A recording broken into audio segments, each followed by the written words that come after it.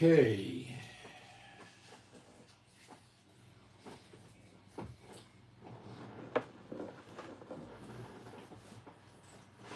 Well, this is Moshe coming to you from Israel and the Galilee. It's Wednesday here. I think it's barely Wednesday in America, maybe in Hawaii and California, it's maybe not yet Wednesday. So we're on day 3 of Trump. Very interesting.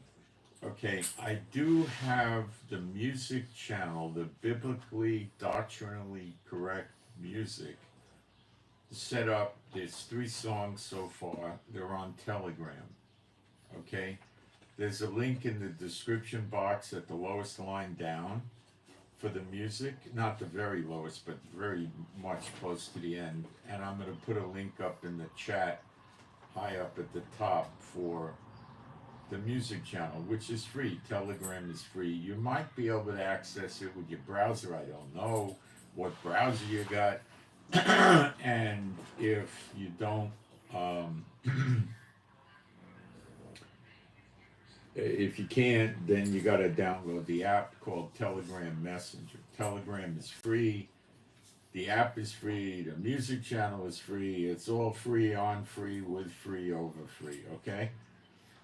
And I'm going to go. I don't want to play the songs here because I have permission to do it in writing on an email, but some idiot will probably tell YouTube that it's their music and make a mess for me or something like that. So I'm not worried about Telegram, and I have permission for it anyway.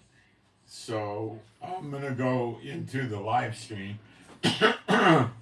Make sure we got a live stream.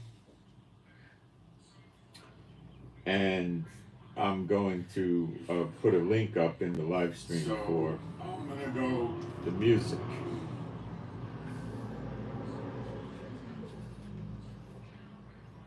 All right, so I'm going to be putting up a few links in the live stream, in the chat real quick. I can't talk too much while I do that because I'll make typos. So we'll wait for people to come in and while I do my posts.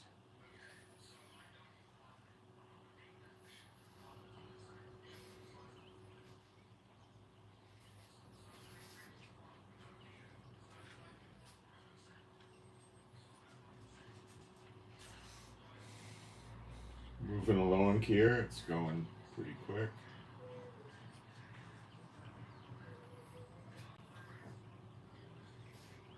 Chief's in here, he's agitated. I don't have any food to give him.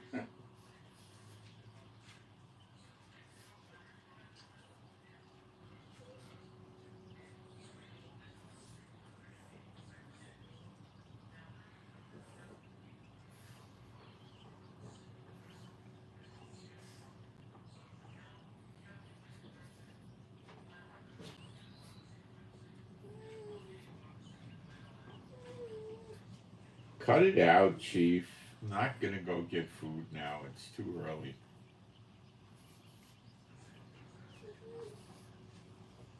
All right, let me get the link for this and put it up.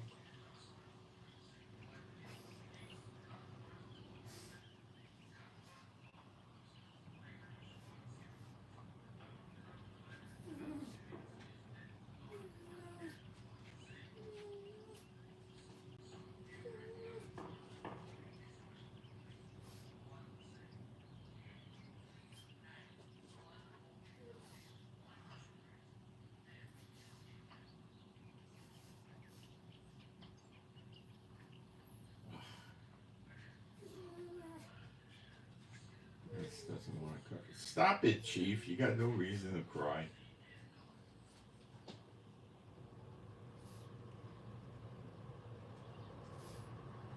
He's gonna go into clinical depression because I don't have any snacks for him yet.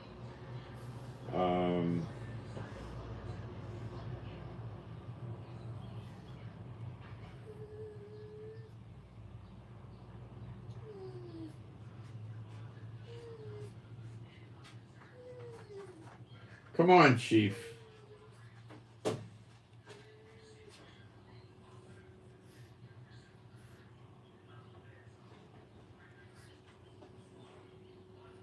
He'll settle down. Uh, I hit him with the red light yesterday, big dose. He didn't like the fans that come out of the device at all because it was blowing on him. He was freaked out a little bit. But I think it did some good. He slept a lot afterwards, which doesn't surprise me. And then he was working pretty good. But I'm also taking care not to leave him out in the cold for a long period of time. And this is cold weather for us, so I'm giving him much briefer doses out in the cold. Today it's bitter. I mean,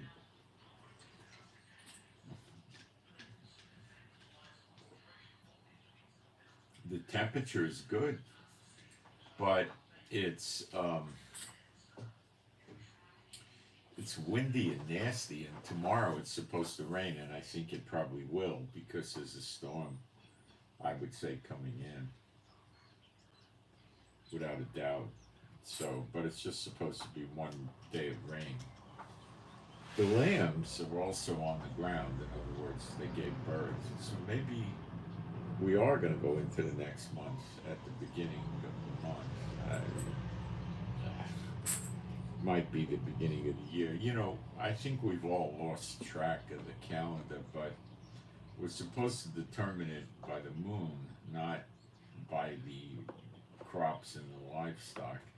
But I was thinking, well, maybe it can't be the beginning of February because the lambs are supposed to give birth. But it's been such an extraordinary winter, much more pleasant than normal. I guess the lambs gave birth, so maybe it is correct. I think we've all lost track of that. So pray that the Lord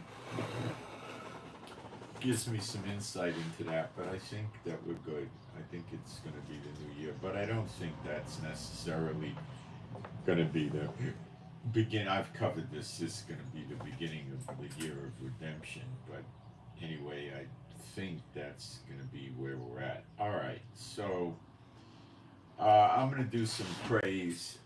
There is no God like Jehovah. There is no God like Jehovah. There is no God like Jehovah. There is no God like Jehovah. There is no God like Jehovah. There is no God like Jehovah. There is no God like Jehovah.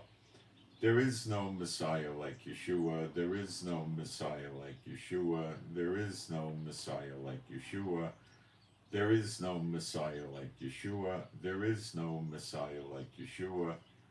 There is no Messiah like Yeshua. There is no Messiah like Yeshua.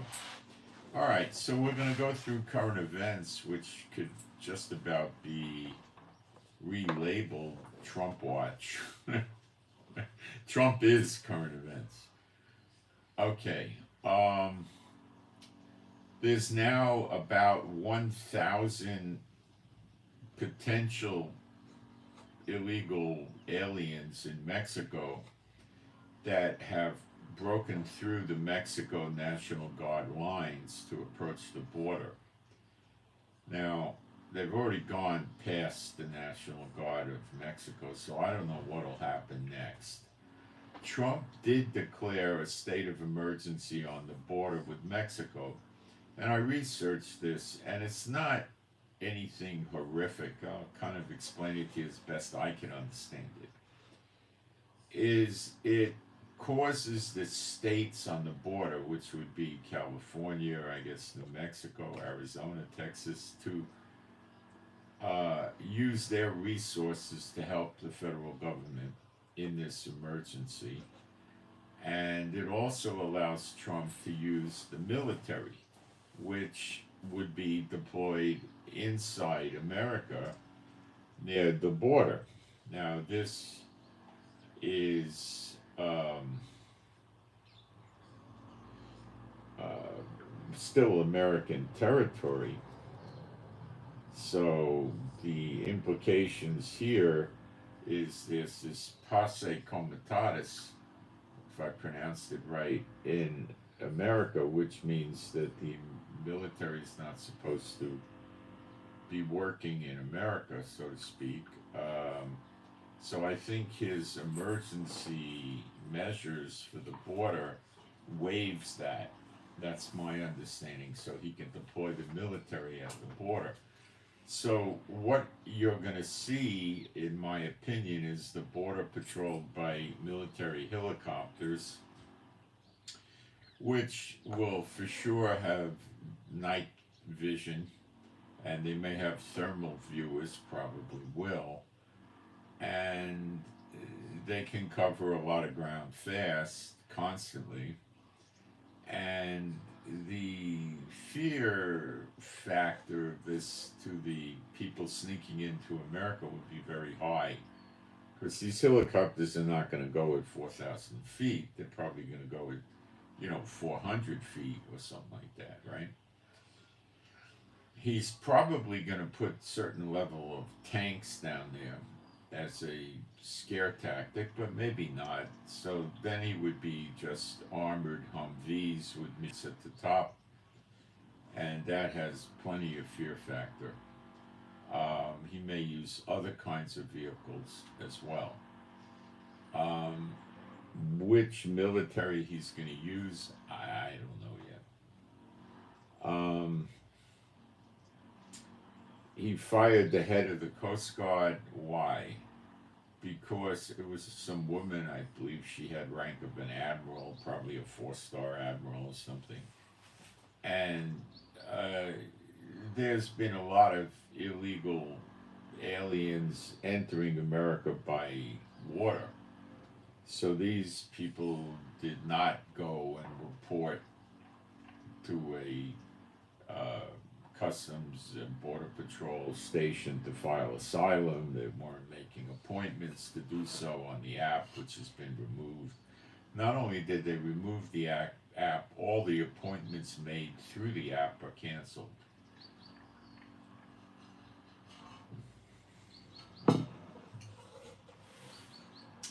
Which I expect is probably tens of thousands, if not 100,000 or more.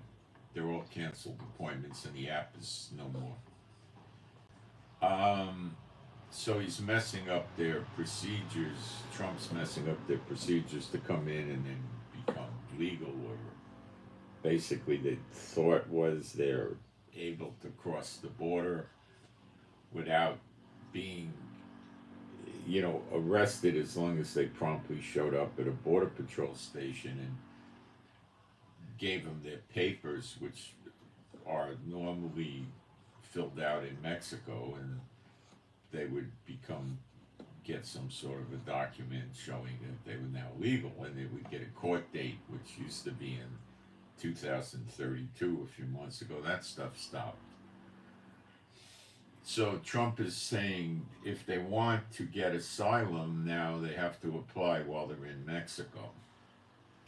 People are kicking against that in the United States by saying he's defeating the asylum law, because the people would still be vulnerable while they were in Mexico.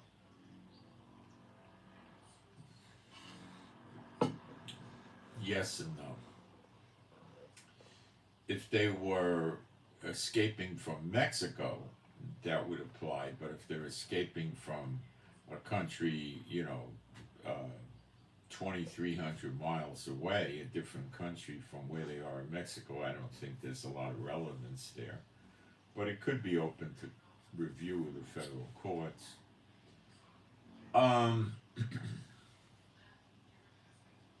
It would be no big deal. He would just set up right at the border. In other words, 50 or 100 feet into America, they would report to a border patrol station and turn their papers in, and they'd immediately be rubber stamped, denied. That's all it would have. They'd probably have a brief interview, and then to get denied, or no interview, or I don't know what they would do, but they're not going to grant it, not under Trump. So the cow's already left the barn. There's so many millions and tens of millions in the United States already. I think he has to do that, but he has to get rid of them. I've heard nothing about immigration raids. I'm quite certain they didn't take place because I can't see anything in the media about it. But it may take them another few days. Um,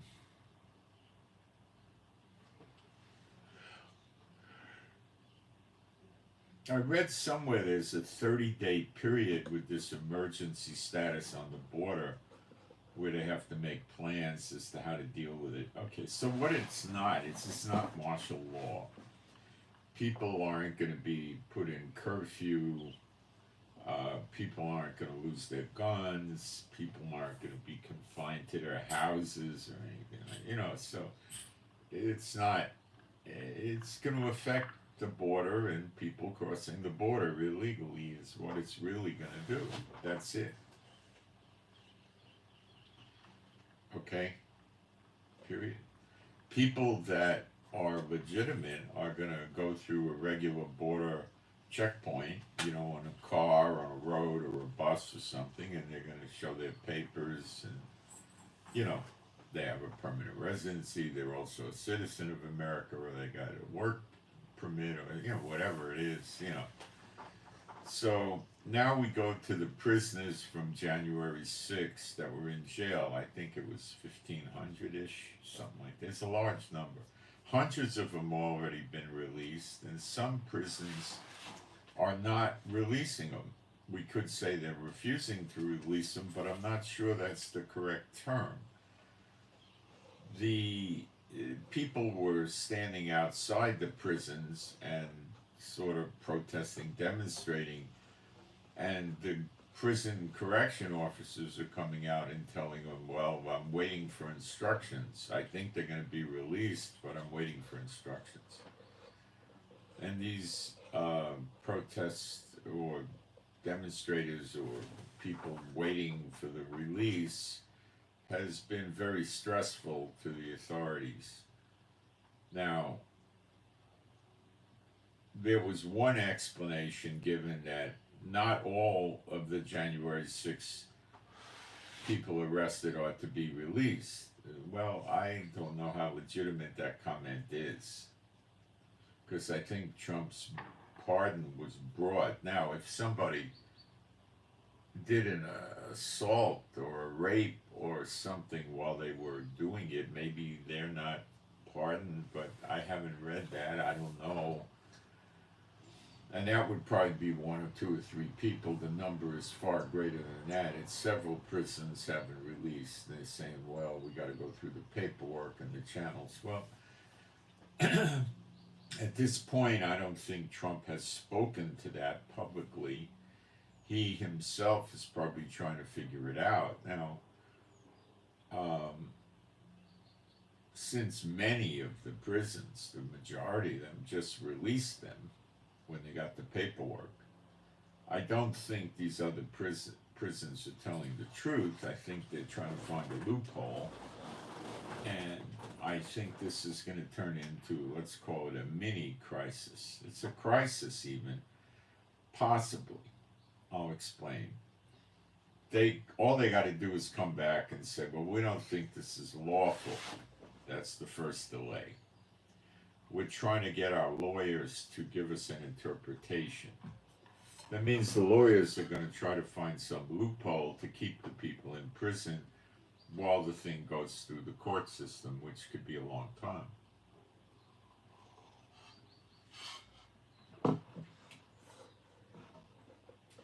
I believe Trump has the power to do this and pardon them irrespective of what they did. Trump is doing this to make a show that the people on January 6th were protesting because they felt Trump had the election stolen from him, which my personal opinion, which doesn't amount to a hill of beans right now, is it's probably true what Trump is saying, but as the case may be, that's just opinions.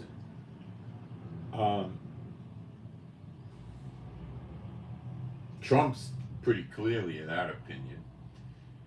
So what would Trump's alternatives be? I haven't gotten any precision count of how many prisoners, but I would guess it's probably, someplace between 50 and 200 or 300 or 400. I don't know. I really don't know, but I think it's a substantial amount. So, what can Trump do about it? Well, the first step would be to send official correspondence from the White House demanding they explain why the prisoners were not released. They could have a prisoner that's on life support system, and if they release him, he would die. Well, that might be one or none. Okay, so he has to ask them, and then they need a reasonable period of time to reply. And then it would also be, when do you plan on releasing them, or do you plan on releasing them, and things like that. Now, what happens if they don't answer? Well, probably they get asked again in a different format. Trump's recourse would be to go to the Attorney General's office, and I don't know if Trump has put a new Attorney General in yet, or if there is one, other than what Biden had, so he's probably not taking that recourse. There are other measures he could take, in my opinion, drawing on law enforcement experience when I was a very young man a long time ago. He could deploy U.S. Marshals to go to the various prisons to effect the release of these prisoners, bringing copies of the pardon and saying you're in an unlawful state to not do a timely, prompt release. What is the problem? And they probably will just get a lot of hemming and hawing. Then they turn around and say, well, we demand the prisoners. We're going to wait outside, or we're going to wait here and bring them to us. We're releasing them. This will get the prison authorities, the warden, very upset, because he's a law enforcement officer and he knows what comes next. What comes next? Well, the marshals would then start talking about, you're interfering with due process, you're violating the office of the president and his pardons, you're declaring them unlawful, and who are you? What status do you have, warden? You're not an elected official with any authority, you're a civil servant. Release them. See, what a warden is he starts life generally as some type of probation or corrections officer and gets promoted up to warden. Or he could get hired directly. Maybe he was a warden in another state, in another prison, and somebody retired and they brought him in. But in any event, this is a civil servant. Okay? He has as much political power as a guy that's in charge of the garbage collection in Topeka, Kansas. Okay? He has none. So if they don't release him, they can be charged with, very simply, obstruction of justice by the marshals. And that would mean they would be taken into federal custody, put in a federal prison, and would appear before a federal magistrate, and they could sit there and try to figure out what they're going to tell the federal judge to justify their behavior. The judge would probably have a tendency to tell him, if I release you, will you go back and immediately release the prisoners? And then I'll dismiss your case. And they would probably say, it's not up to me. I have to be careful if I do it without the proper authorization from a state government, which is probably the state attorney general or the governor or something. I could go to jail there. And then the judge has a decision to make, but the next questions would be, who informed you not to release the prisoners?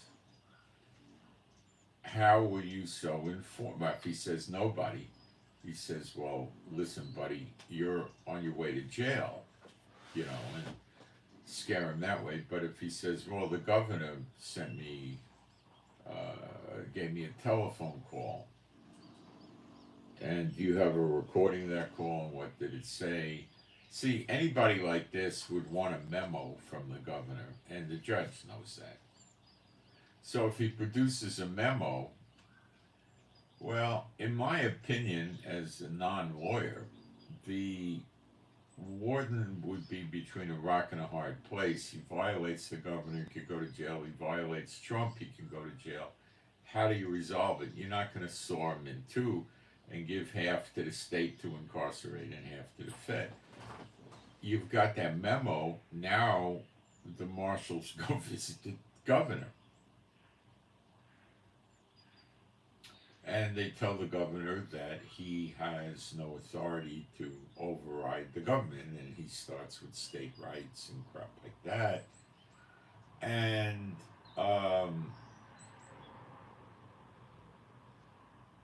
they could arrest the governor. But you see, I think if Trump could deal with it on the level of the warden and the prison authorities, the Bureau of Prisons of the various states, which again are just civil servants.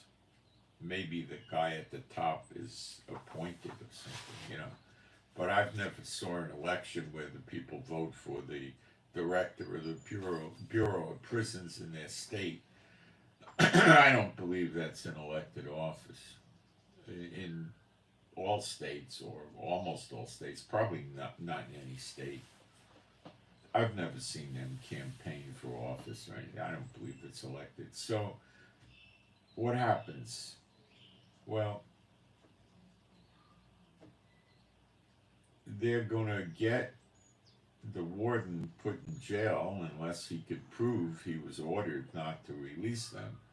And then the game shifts. He probably remains in jail pending an investigation, and then they go, or they might release him on his own recognizance if he has a memo or something. And then they go after the person that wrote the memo, and it just keeps going up the chain. Okay? And I don't think Trump's going to want to do that without the Attorney General's office of the federal government,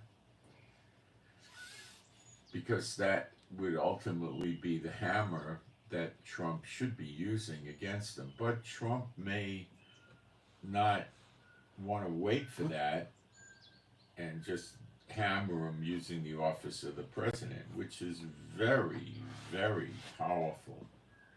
There's three branches of government: judicial, the courts, federal courts,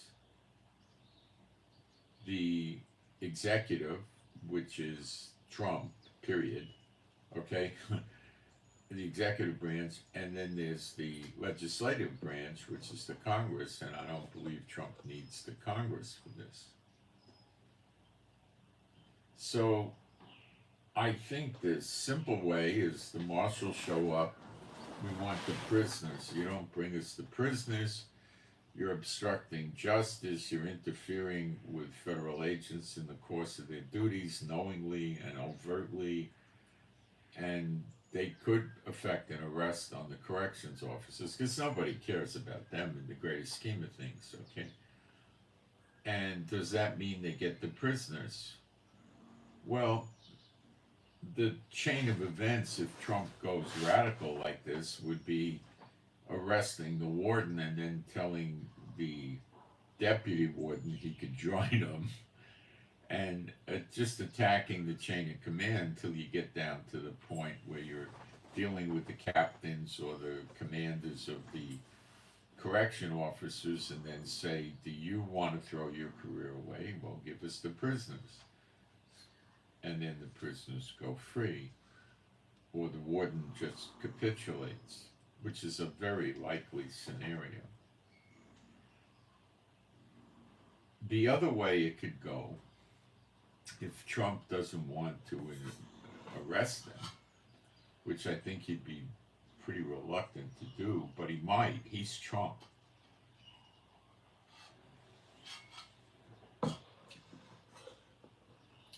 He could always arrest them put them in federal jail, and then when the prisoners are released, you know, just have the court drop, have the attorney general, the prosecutors drop the charges. But he needs control of the Justice Department for that.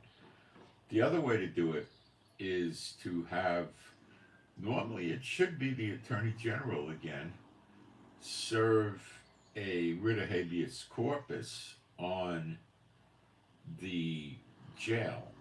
And that means you've got to produce the body, not the dead body in this case, the living, breathing people that have been arrested for January 6th in federal court.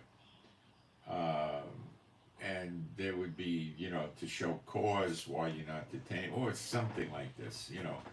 You're not detaining them, you got to show cause. They have the right to confront their accusers face to face, and, you know, they could, I was going to say trump this up, or that would be confusing, so to say it that way, you know, create some scenario easily where they get a court order for writ of habeas corpus. Now they are required to take the prisoners in their jumpsuits, I assume, and put them in chains, you know, ankle chains connected, and, you know, wrist chains, and they put them in the front. These are not normal handcuffs, so they're handcuffed in the front, usually spaced about like this, and they have ankle chains, and then they connect. They have a belt of chain around the waist, and they connect the ankle chain to the belt around the waist, which is connected to the handcuffs. So you've got to shuffle. You can't really walk. It's very humiliating. Now, there's a purpose for it, because you have people that in jail are lunatics. I had a trustee when I worked in a county jail as a deputy sheriff. I wasn't a corrections officer, I was a regular deputy sheriff, but I spent time working in the jail. So if we had some, you know, dangerous jackass, back in those days we had terrorists too, but they were racial terrorists, and if you had to move them around the prison, or you had to take them to medical, or you had to take them to appear at court, you had to move them to where the buses were, put them on a bus, or whatever you had to do with them. Maybe you needed to run fingerprints for some reason, whatever. You didn't want to have 6 deputies move them, and if the guy freaked out, I mean, you come across guys that are 6'2" and could bench 350 pounds. Now, these are people that grew up in bad households and bad ghettos. And, you know, they'll start fights in the jail. They'll go over to a guy, usually that they want to rape, and they'll put their hands behind their back, and they'll stick their face forward and say, "Go ahead, you got the first shot. Go ahead, punch me. Then after that, it's my turn. Go ahead now." And their hands are behind their back, and they're going to let the guy punch them in the face. Okay? Now, the guy's probably not going to go very fast, like, and hit him in the throat, and then smash his nose as hard as he can, and then jump up in the air and hit his clavicles and try to drive him into the lungs or something. This isn't the typical person. Okay? If you try this game with the wrong guy, somebody that spent a lot of time in the military and the martial arts, it's probably going to collapse your trachea. And I don't care if you press 800 pounds when your trachea is gone, and then the guy jumps up in the air and, using his body weight to come down, smashes as hard as he can in your nose, you're going to have major issues. Major. Or if he puts it, you know, goes into your eye, you're going to have major. If you really knew how to do it, which few people do, and you could create a ridge of 2 fingers and accurately jam it into his eye with everything you got, your body weight and your coordination and your hips and your foot, you'd probably knock him out. He'll probably go unconscious. But they don't know that, okay? So these guys are dangerous, okay? So you shackle them up, and then one deputy can move them. Two guys shackle them up. You start with the handcuffs and the legs, and you shackle them up, and then there's not a lot the guy can do to you. He can't pick his arms up, come over you from behind, but you got to be an idiot to let him walk behind you. That's like, how to live 101. But they could. And then, some guy's 6'3" or whatever, and can, take a 90-pound dumbbell and do sets of 8 or 10 with it, in each hand. These guys are dangerous, okay? They're normally not martial artists, and normally they're not boxers, because the boxer doesn't want all that bulk. Back then, steroids were quasi-legal, so a martial artist doesn't want to walk around with 20-inch arms. It's the last thing he needs. He wants agility, he wants speed. He's not using brute force. When you throw blows at him, he's going to try to not be there, or he just lightly parry it while he's moving out of the way. Okay, if you remember that that fighter became a pastor. He sells the barbecue grills. I can't remember the name. He was fighting at around 50 years old, some guy. And I watched him fight. He had the gloves on, and he had decades of fighting experience. He was fighting like a martial artist, not a boxer. The guy would throw punches, and he would just tap him out of the way. See, when your hand's traveling like that, that's all it needs. You don't have to, you just move it out of the way, and that's it. Deflect it, and then you move yourself also, just in case, and then you attack from a different position and from the opening you created and so forth. But anyway, so that's what they would do. So they get these guys into court, right? All right, and what happens once they're in court? The marshals free them. They just open the locks, and that's it. The jailer accompanying them has to have the keys in case there was a medical emergency. Let's say you were on the bus and there was an accident and he had to get emergency treatment and they needed to change. So he's got to have the keys. So they get the keys from the guy. Give me the keys. That's all they do. U.S. Marshal, give me the keys. You don't give me the keys, I'm arresting you for interfering. I'm going to put you in handcuffs, and then we're going to take the keys. All right, here's the keys, And then they let the guy out, and you're free to go. Maybe to have the judge sign something as well, I guess. So that's a backdoor Trump could use to do it without really arresting anybody. If I was Trump, that's one of the things I would do. But it really kind of requires the Attorney General. And I'm not sure if Trump has his Attorney General in place yet. I don't think so. So, this could be the beginning of ruler against ruler in the United States. They're defying Trump. Now, defying Trump is, you got to have a lot of guts to defy Trump. If you're a warden, which means you're basically a corrections officer at a high level of rank, okay? Like, there's a soldier that's a private, and there's another soldier that's a general. He's still a soldier. A general is a soldier, nothing but a soldier. Yeah, he could write his own orders and stuff like that, but okay, so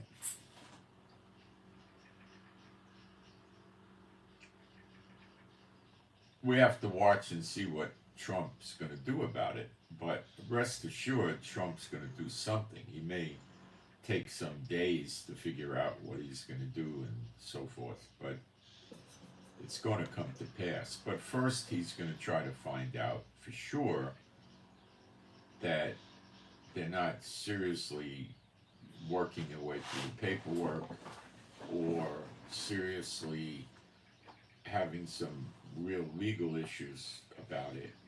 But federal law trumps state law. And these guys would charge federally, I believe. I believe. So the state doesn't really have any way to stop Trump unless the governor of the state got involved, but he's out of his jurisdiction just because the federal court is. I don't know what's going on, but it seems to be federal prisons too, so I'm confused. But it's worth taking note because it's multiple prisons that are doing this. It's not just one prison. So I think this requires close attention. And there's a little bit of a flow of it in the news. So I don't know. Please keep the prayers coming for Chief the dog. Pray that the red light therapy works. Pray he gets healed by the Lord. So forth.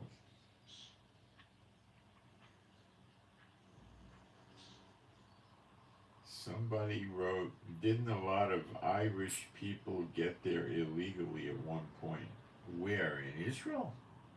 Ew, I know one, I think he's a Scottish guy, a lawyer, that made Aliyah into Israel about 30 years ago. I don't recall ever meeting anyone else that has an Irish brogue or Scottish accent or any of that. British people, yeah, but they're from England.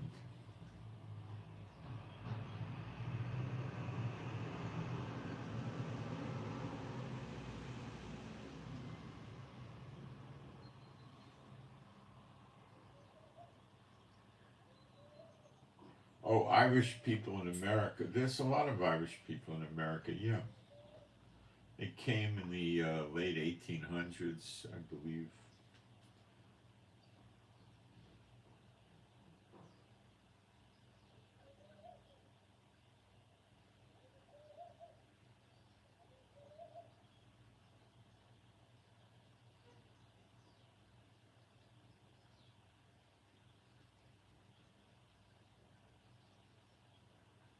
Look, if somebody asked me a question about somebody shot a cat, it's going to depend on city law, county law, and state law. It's not a federal law. It doesn't have any bearing with Trump.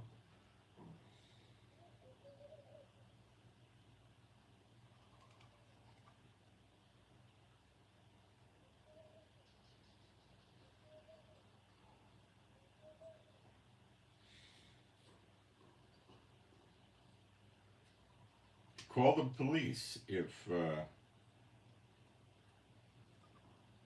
this in fact happened. Go down to the local police station and ask to speak to the watch commander. That's a good word. The watch, unless you live in a tiny town and there's 25 people in the police department. Ask to speak to the watch commander and explain the circumstances and ask him what he thinks should be done about it. First thing is you want to know is how do you know the guy shot your cat? Just because you think he shot your cat doesn't mean he shot your cat. So you can go from there.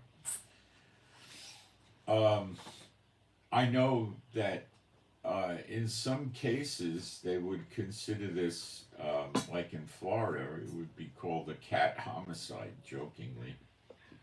And they might go, if you could convince the police and you really feel it's the truth that the guy may shoot you, you don't want to lie, or he may shoot other pets or other people or something like that, they would be able to get a search warrant without him knowing about it, go to his house and grab the gun, and then you'd have to have the body of the cat and the bullet, and they might run ballistics.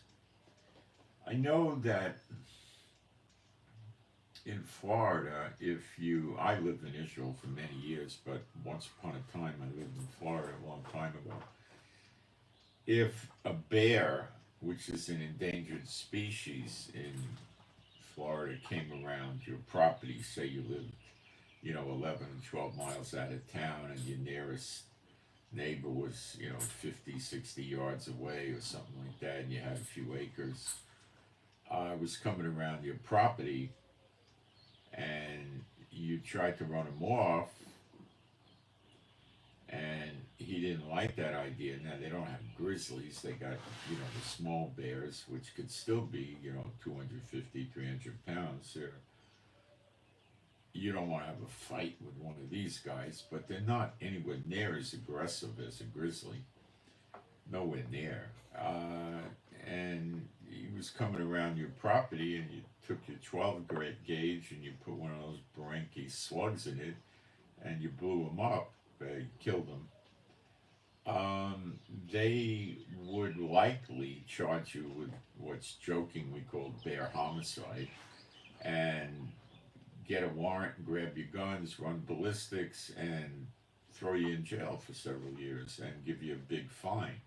Now, if you could prove that the bear was not just coming around your property, but acting aggressively towards you, the proper remedy, according to them, would be to call Fish and Game and say, there's a bear coming around my property, I'm scared, he might attack us. Well, they will respond, okay?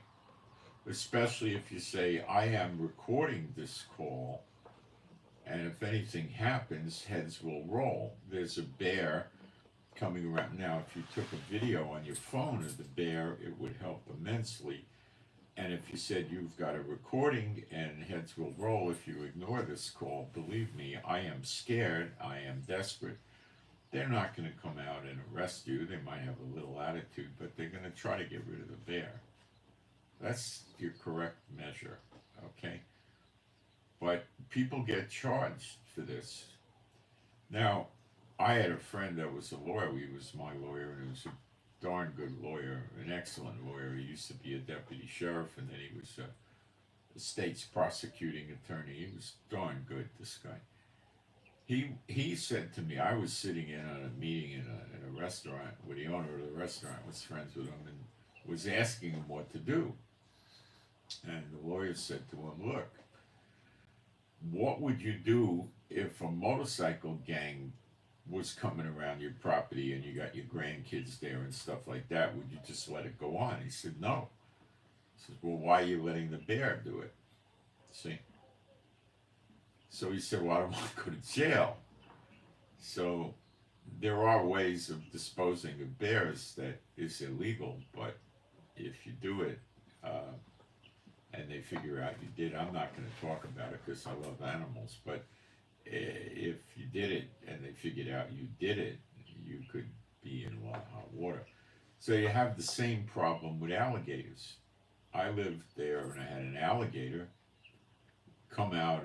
The alligator never came in my property. We had a little picket fence between the yard, which ended at the water's edge. It ended at the water. If the jerk, they don't push fences over. Now, these are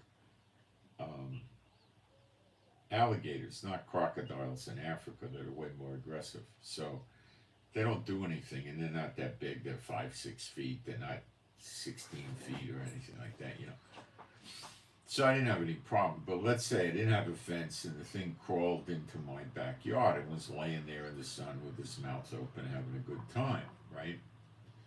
So I can't use my yard, And if he smelled the barbecue, let's say I was barbecuing in the yard and the guy came up smelling the barbecue and started trying to figure out how to get the barbecue, he'd have an approach avoidance conflict because he'd smell and detect all the heat from the barbecue, but he'd probably ultimately go after it.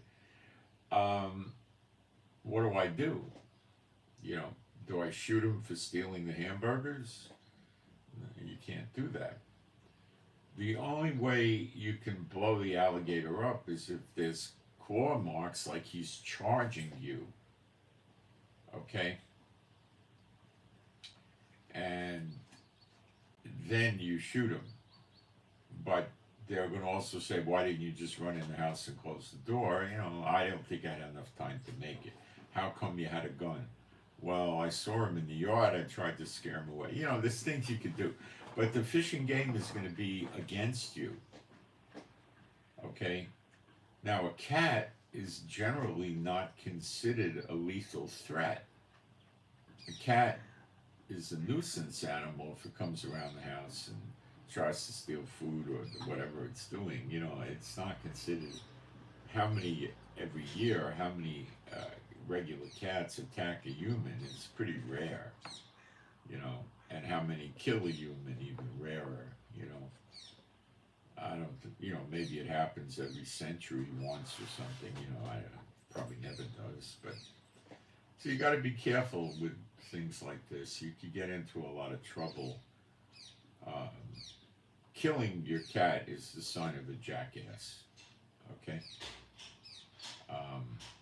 Why didn't he just take a water gun, one of those big water guns you could buy that go 20, 30 feet, and shoot the cat with water?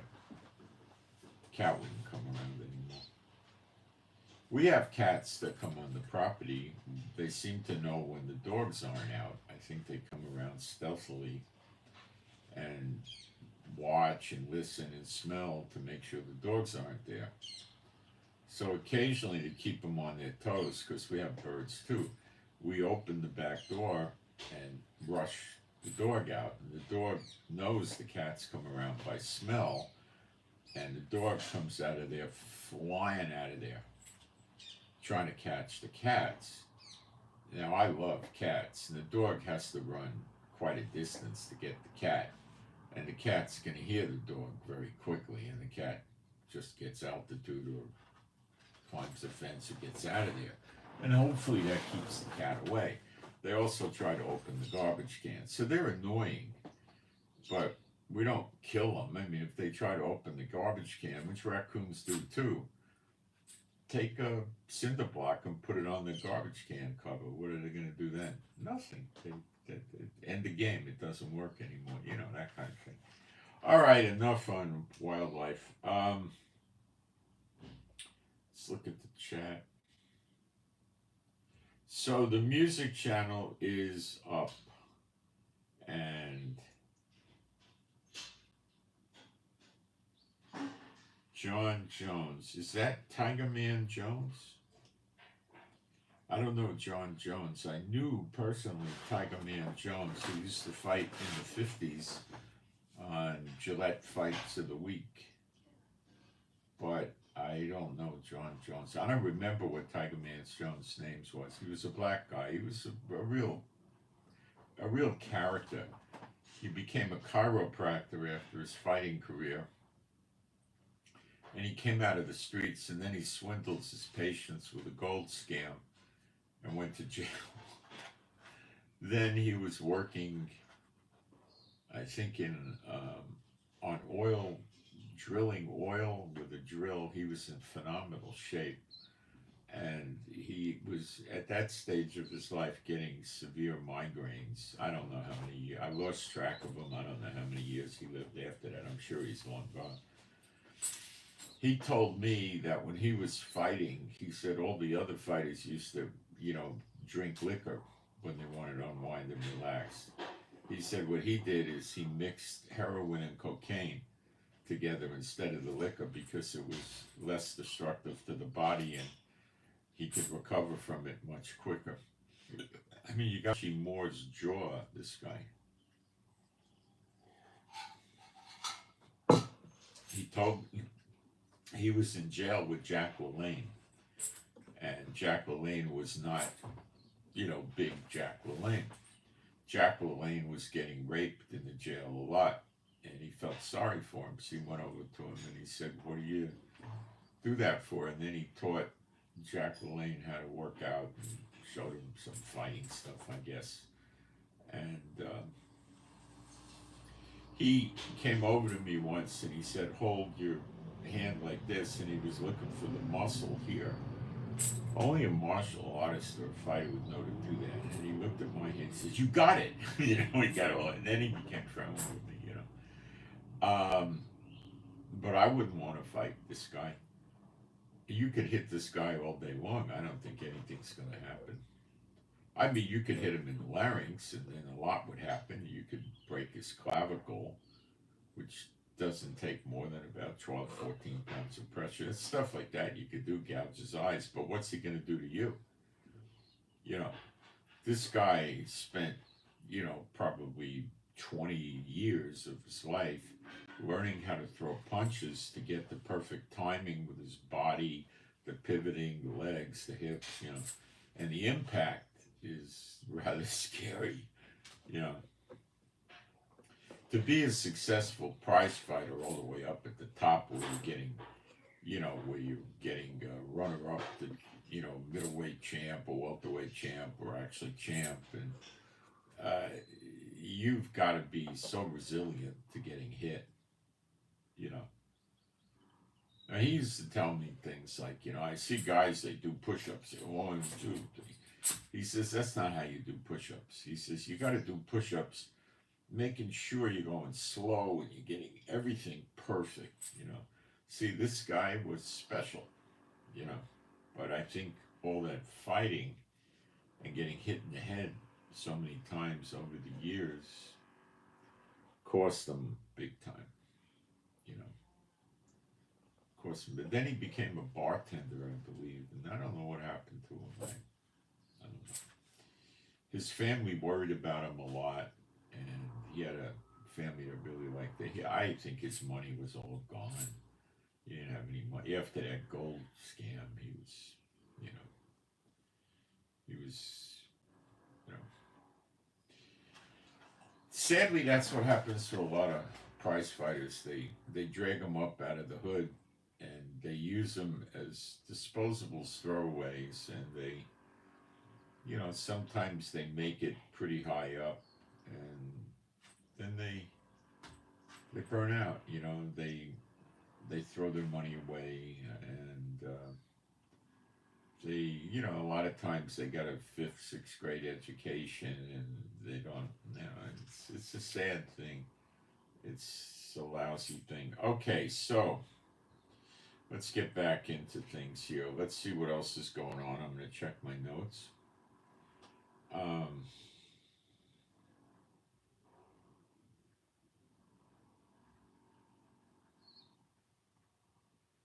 In Israel, 2 of our generals resigned yesterday.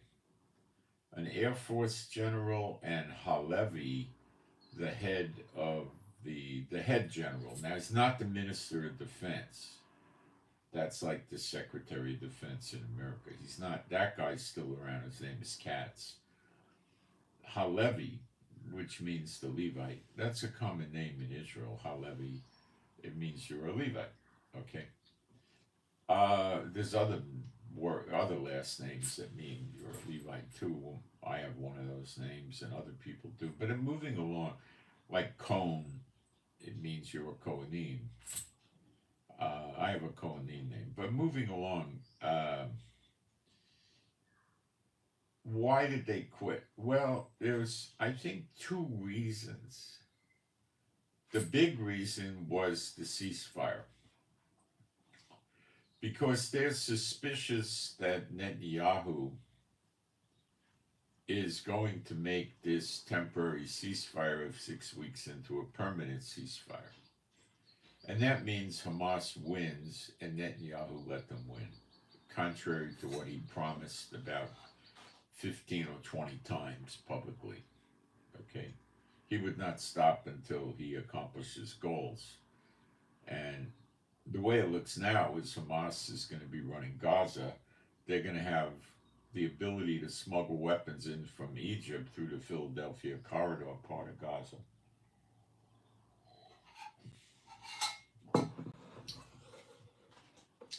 And they're just going to regroup and eventually try to kill Israel. Is this true? Very likely. Not 100%, because it may not happen, but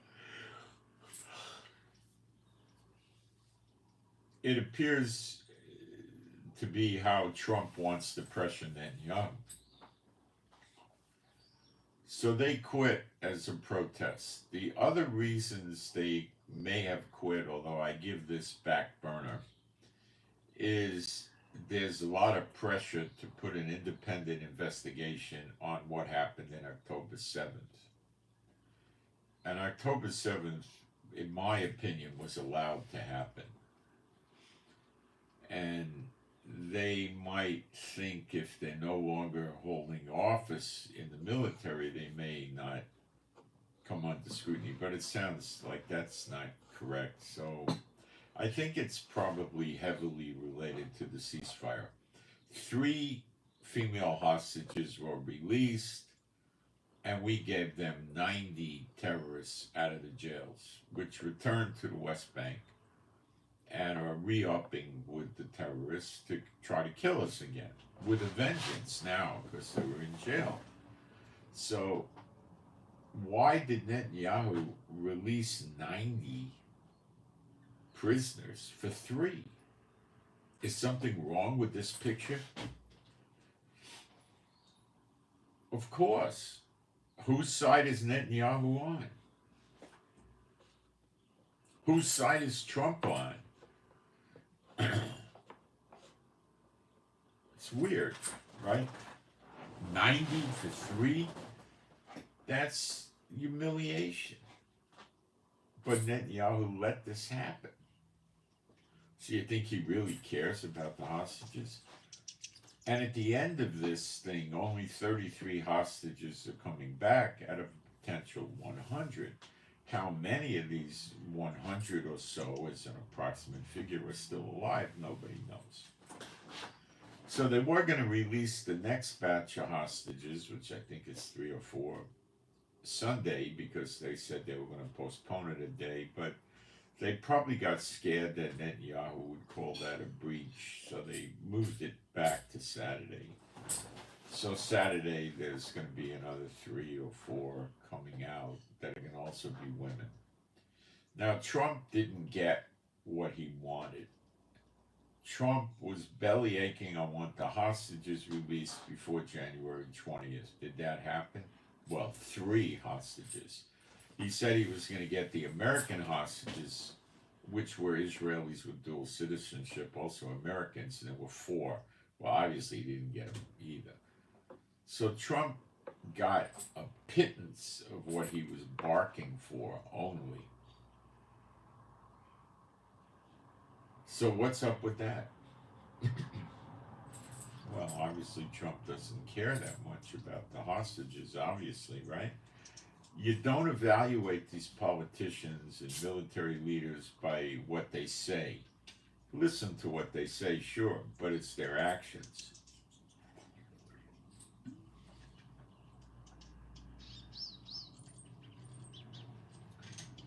So what's Trump going to do? Well, likely he knows that if they storm the Bastille with American troops and Israeli troops, they'll just kill the hostages. So he might be just letting it run its course. At least 33 will come back, or 30, whatever the number is.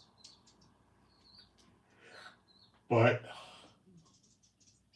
if they start returning dead hostages in coffins, it's going to start changing the opinion of what's happening in Israel. The Israelis don't hold a funeral until the body comes back, so they have beliefs and things like that. It's important to the Israelis, but it's also going to be interpreted badly. So the way it looks now is Hamas is going to stay in control. They're going to smuggle weapons again from Egypt. And they're going to still keep a bunch of hostages dead or alive. We don't know. But Israel's going to have to assume they're alive until they know otherwise. So that's very bad what Netanyahu did. He's a very bad man. He's evil from head to toe. And Smotrich and Ben-Gvir Ben-Gvir left this government with 6 votes, which Netanyahu could probably recover from. He needs 61 out of 120. I think he had 62 or 64. In any event, he lost his majority, but not significantly, and he could probably pull people in. Smotrich said he's going to refrain from leaving the party, the coalition, if Trump resumes the war, if Netanyahu resumes the war. And Ben-Gvir said if Netanyahu resumes the war, he'll rejoin the coalition. So there's a lot of pressure on Netanyahu to start the war again. But so he's got pressure in Israel. If he doesn't start the war after the 43 days, it's really 43, not 42, the days are up, then he's going to face, if he loses Smotrich and Ben-Gvir, he's going to lose something like 14, 15, 16 so votes. And then he's in serious trouble. And he could no longer be, he might wind up not prime minister anymore, in which case the high court's 3 criminal cases against him are going to be accelerated rapidly because he's been stalling them for years, saying, well, I got duties as the prime minister. Well, that all goes away, and he will likely, in my opinion, get convicted of at least 1 or 2 of these things and wind up going to jail. And I don't think he wants that. So the right wing, Smotrich and Ben-Gvir, are telling him, look, you want to do the 6 weeks, you want to get the weapons that Biden promised you, great. You want to get some hostages back, great. Do the 6-week ceasefire, maintain there's no smuggling from Egypt through the Philadelphia corridor, which Netanyahu is doing. Keep soldiers in Gaza, which we're doing. And then we'll resume the fighting and finish them off. One of the generals, I think it was Halevi when he left, said that they destroyed 20,000 Hamas already. Now, counting Palestinian Islamic Jihad and Hamas gives you 50,000. I believe the Hamas was 43,000 by themselves. So, if let's use the 50,000 figure, they're down to 30,000, which is a substantial reduction, but they're still running around, okay?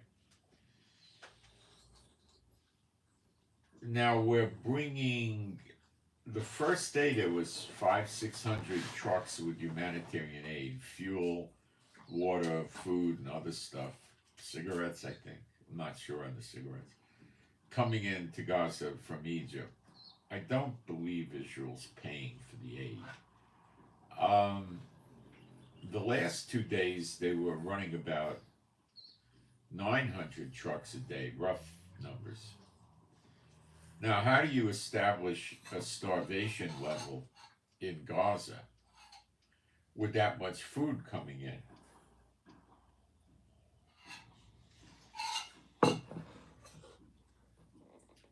Well, you have Hamas take care of the food, and that's what's going on. Hamas has their police back in uniform, and they're taking possession of the food.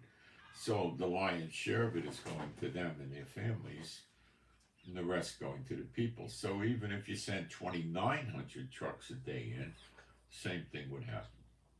Now comes rebuilding Gaza. Egypt already brought in heavy equipment. Well, they can use that to rebuild Gaza for sure. But what else can they do with the heavy equipment? Well, they can dig tunnels with it, can't they? Well, Israel will see them. Well, maybe Israel's not going to see them because they could put some structure up and say it's a new school, a hospital, a government building, anything, right? And then they can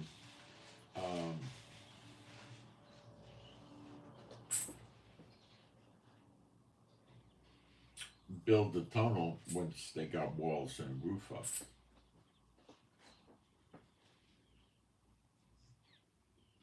It's a bad deal. Now, I have to defend Netanyahu, which is, he's barely worth defending. He's so bad. But it could be Biden pressured this.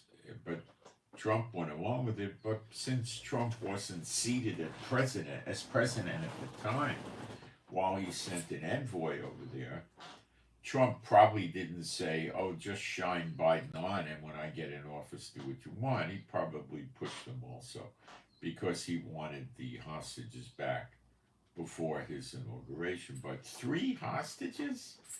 Trump dropped the ball, or Trump doesn't care.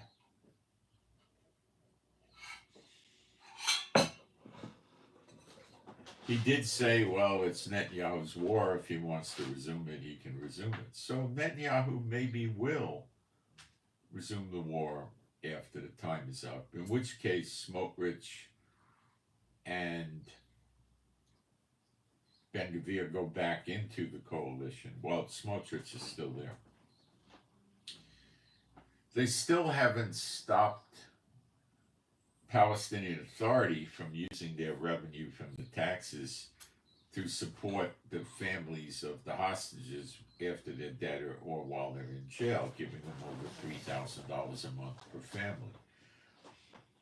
So Smotrich is trying to stop this badly, but Biden was stopping him. I'm not sure Trump will stop him. I think Trump may force this thing to end. It obviously inspires and supports terrorism, and I think Trump may let Netanyahu stop that. Now, Smotrich did manage to force the Palestinian Authority money to be used to pay Israeli victims and their families that were terror victims.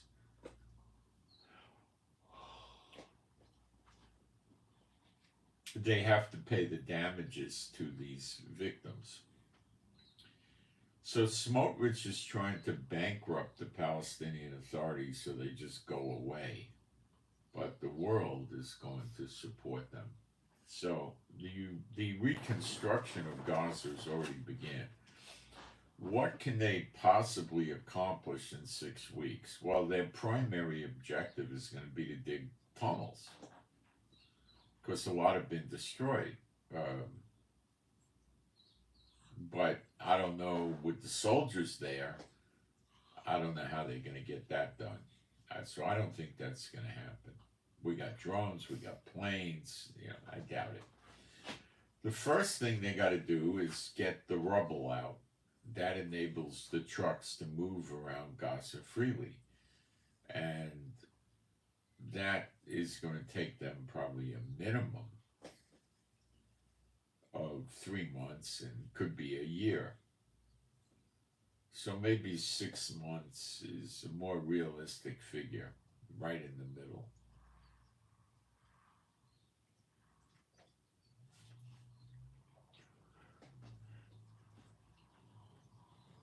Okay.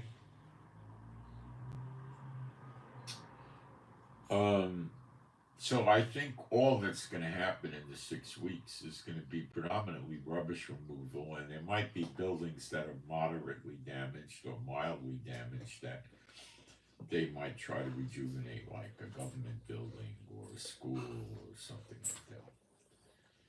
The WHO said to rebuild the hospitals would be a massive amount of, I think, $10 billion, and it would take them 5 to 7 years. So they'll probably try to get one hospital rehabilitated or running again, at least one, maybe 2.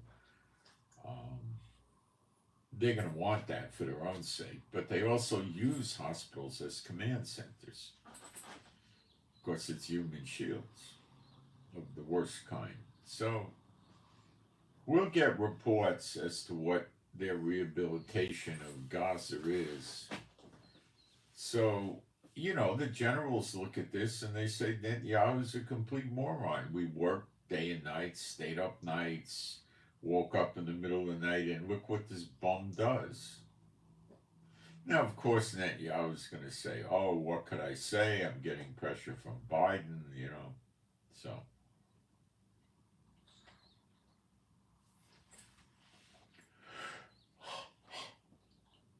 by quitting these two, well, one's going to be around till March, I think March 25th. What they accomplished was they got the Israeli public's attention and they opened the door for a coalition breakup, which may still happen, but unlikely, because the people are watching what the heck Netanyahu's really up to and what he's going to do. And so I don't think anybody's at this point going to break up the coalition. They're all thinking Trump and Netanyahu are going to be a dynamic duo. That's not what I think, but that's what a lot of Israelis are thinking. So,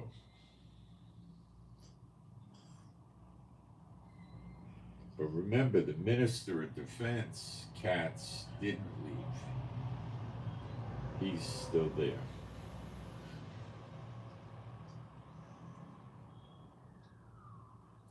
The California wildfires have flared up again. Big high-speed winds threatening the south. Moving the fire south, I should say. The fires are in San Diego County.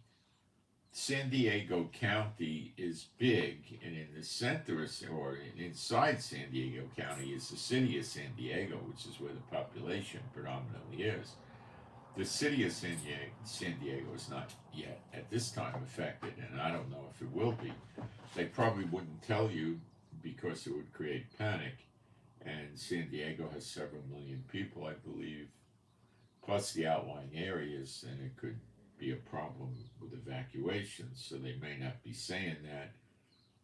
They're crossing their fingers and hoping for the best. So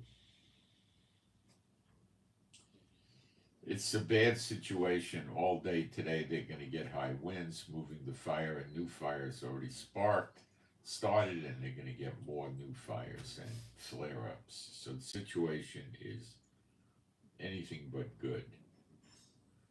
They're expecting a possibility of rain out in the future. I don't know how many days, but I don't think it's a guarantee.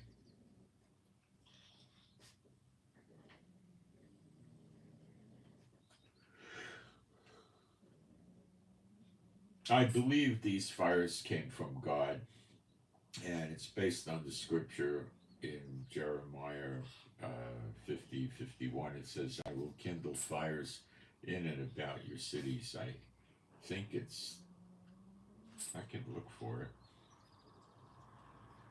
I'm not sure I remember the verse. Let's see if I do.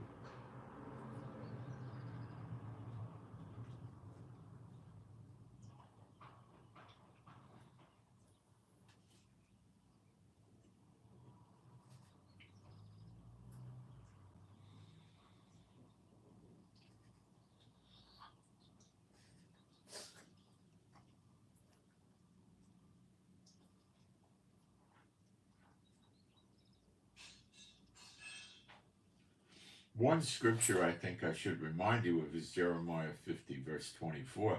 I have laid a snare for thee, that's America, and thou art also taken. Those would probably be your sleeper agents and plus invaders. O Babel, and thou wast not aware, thou art found and also caught, because thou hast striven against the Lord.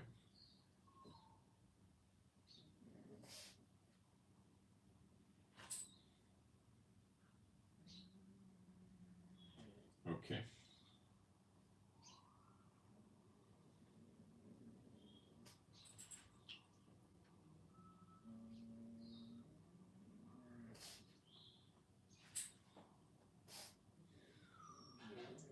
So the hostage deal is not for sure going to break things up, but with them getting pardoned, but it has potential. But At this point, we just watch and see, because it may calm down. I don't think Trump is going to eliminate all censorship on social media because he's very high on getting rid of fake news. So I think because he made an official declaration there's only two sexes in America, male and female,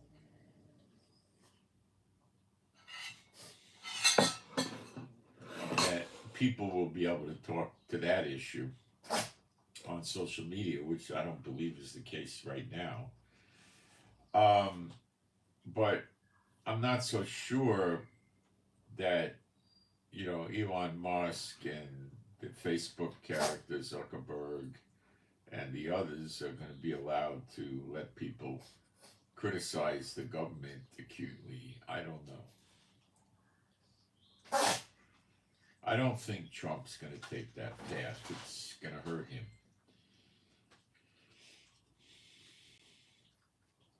So Trump is talking about using the military against the cartels in Mexico. Now that means that the military leaves the Texas border and enters Mexico. Now, a lot of these cartels are coyotes and they smuggle people into America and they bring drugs into America across the border. Okay? So by knocking, now Trump declared the Mexican cartels to be terrorists. So he's right, I suppose. And now he's got a license to knock them down. But Mexico is more than likely not going to say, oh, Donald, come into our borders with your army, be my guest. Why would they say that? See, the Mexican governments have been run and controlled by the cartels for many decades. It's nothing new. It's probably at least 50 years old. 40, 50 years anyway. And they're the ones that get the people put in office. Now they find squeaky clean people that are not affiliated directly with the gang and don't have a record in terms of being in prison, but they call the shots on the government. So if the government of Mexico just tells Trump, thou shalt not come into Mexico, would Trump do it anyway? I don't think so. But maybe. I don't know. This is certainly going to sit poorly with Mexico, and we read that the great walls that America has, and the only walls they have are with Mexico and America, are going to get taken down and burned. So apparently Mexico rises up and knocks down the walls.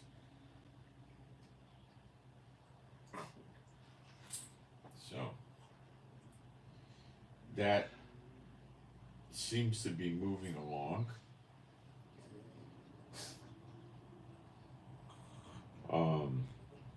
The government of Mexico is going to go whole hard against Trump for trying to do anything to the cartels. They can't tell Trump that he can't declare them terrorists. Obviously, he did already.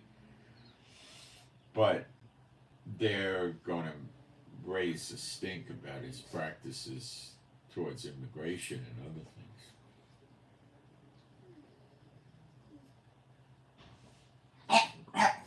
The cartels make tremendous money on drugs, and by pinching off their market of closing the border, they can't get the drugs easily into America. That hurts the government because they're participators, in my opinion, of the profits, as I see it. No, Chief. No.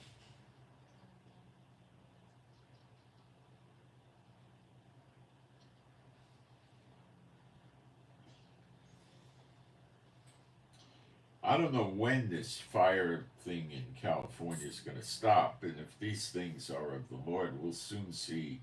If it does stop, we'll soon see other fires break out. The cold front is already in America. People in America are getting substantially sub-zero temperatures, which is life-threatening.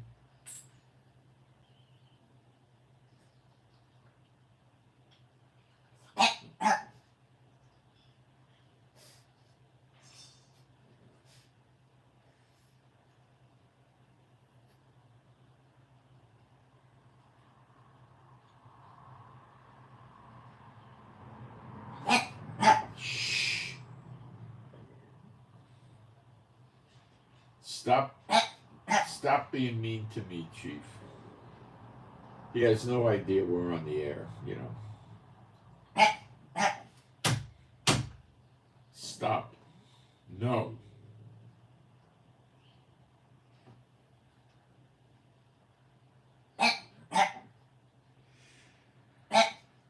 All right, guys. I had a query from somebody today that is probably on a lot of people's minds.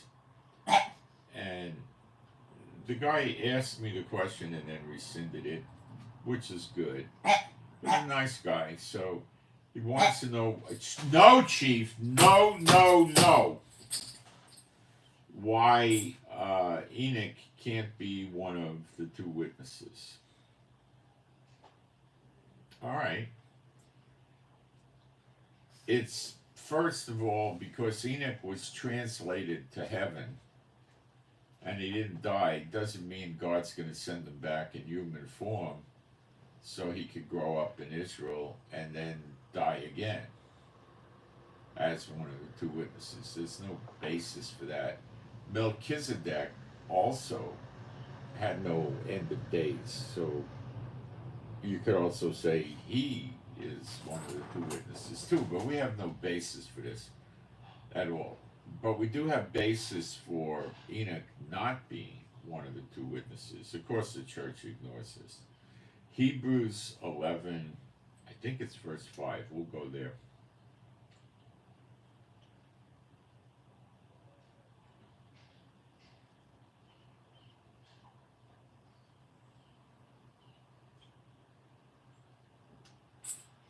By faith, Enoch was translated that he should not see death, and was not found because God had translated him. For before his translation, he had this testimony that he pleased God. Okay? No! Stop it. You and your food obsession. Life is not food, Chief. Ada, believe me. So it says he was translated. He was taken from his human form to probably spiritual form, brought up to heaven, that he should not see death. The word for death is 2288 in the Greek. It means death.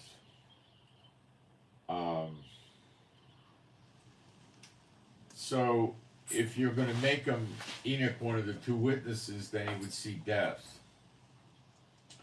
And it goes against the grain of this. God brought him up to heaven so he wouldn't see death, and now they got God sending him back to earth so he could see death. No, Chief. You see what the church is doing? They're wiping their feet on the scriptures. It's absurd to say Enoch. Equally absurd to say Melchizedek. We know with John, Apostle John, he was said, you must prophesy again to many peoples, tongues, and nations. And that hasn't happened yet. We know when the disciples, before they were the apostles, were standing around, Yeshua said, there be some among you that shall not taste of death till they see the kingdom of God. But it says someone. So it's not multiple apostles. So because Apostle John was told he must prophesy again, it would likely be him. Very likely. Most likely. I would say it's him. Moses died. It's selected unto man to die only once. So why would Moses come back down to earth and die again. You see, just by the same logic, it won't happen to Enoch, because Enoch was said he would not see death. You get this thing? They make a mockery of the church by breaking scriptures when they say it's Enoch or Moses. Okay? Just because Moses was there in the Mount of Transfiguration with Elijah doesn't mean he's one of the two witnesses. They teach that based on nothing, and they ignore the scripture, elected unto man to die only once, which is, I would call that a grievous violation of the scriptures, wiping the feet on the scriptures. Okay? So I thought that would be interesting. And now we'll get into who is the anointed prince.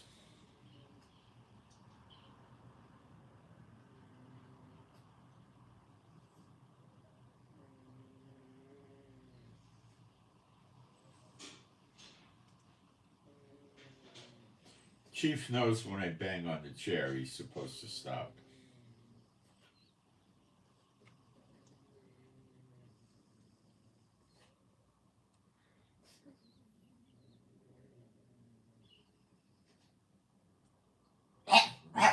No. Chief, he wants something I often eat during the broadcast, snack on something. And he wants to know why I don't have the snack here so I could give him some. That's 99% what's going on with Chief. Does Chief have a food fixation? Yeah. Is it this big? Oh, it's bigger. He eats the best wet food I could get him. Chief has no teeth anymore.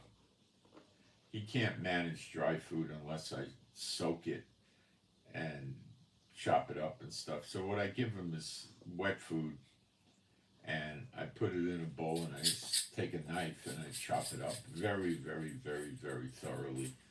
So it's little pieces he doesn't have to chew. And then I give him some kosher people sandwich meat, which is usually turkey or chicken. He loves both. And I rip it up into little pieces so he doesn't have to chew it up.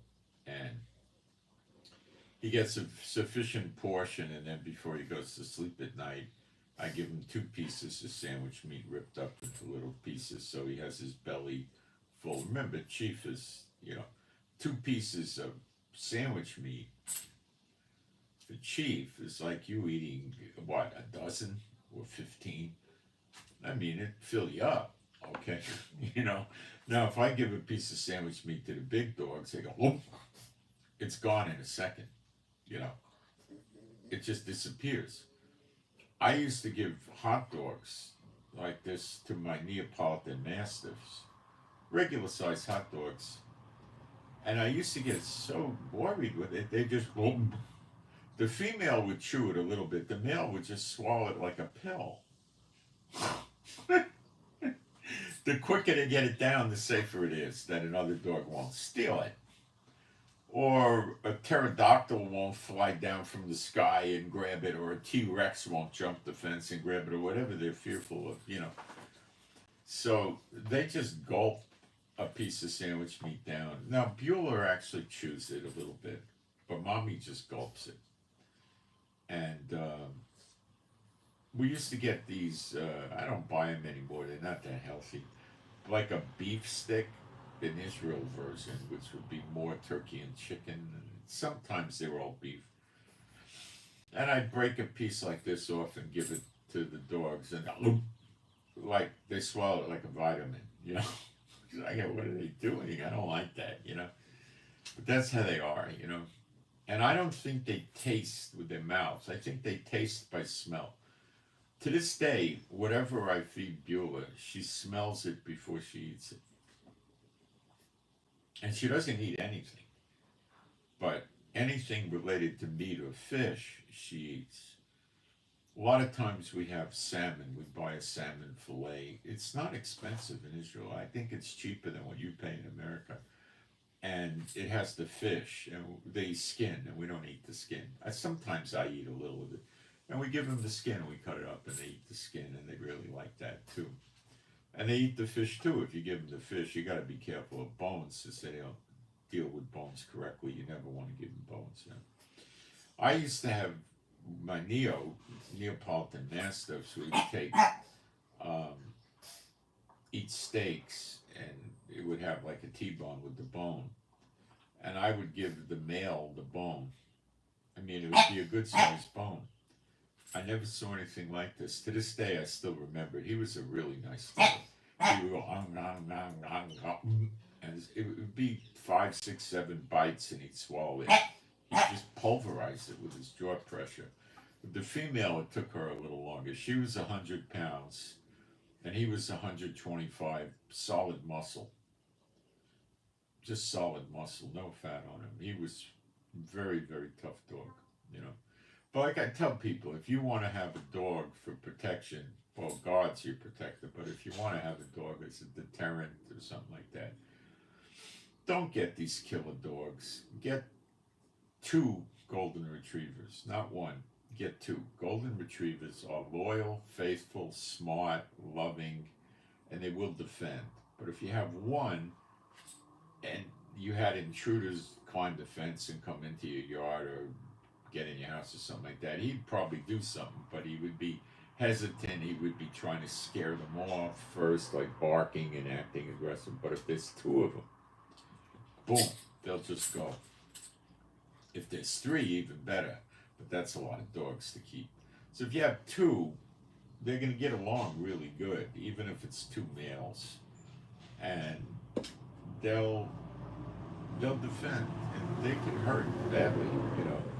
People buy these dogs that are designed to protect the herd, the lambs, the sheep, the cows, the goats, whatever, right? The chickens. And they're pretty good about defending against animals creeping around trying to steal the herd or the chicken coop. They're real good about it. And they'll aggressively attack the animal. They see the animal on their turf, they immediately registers threat, bad guy, attack, right? No, no, no. Okay? And now let's say you're walking in the street and some 1 or 2 kids start following you, that trying to take you off from behind, right? And you got your dog with you. Well, if you got a Neapolitan Mastiff, what's going to happen as soon as they start following, he's going to turn around. He's going to look at them, and he's going to evaluate what they do. If they stop, it's okay. If they back up or go away, it's better. If they continue walking, he's going to lunge at them, and you're going to have a heck of a time controlling them.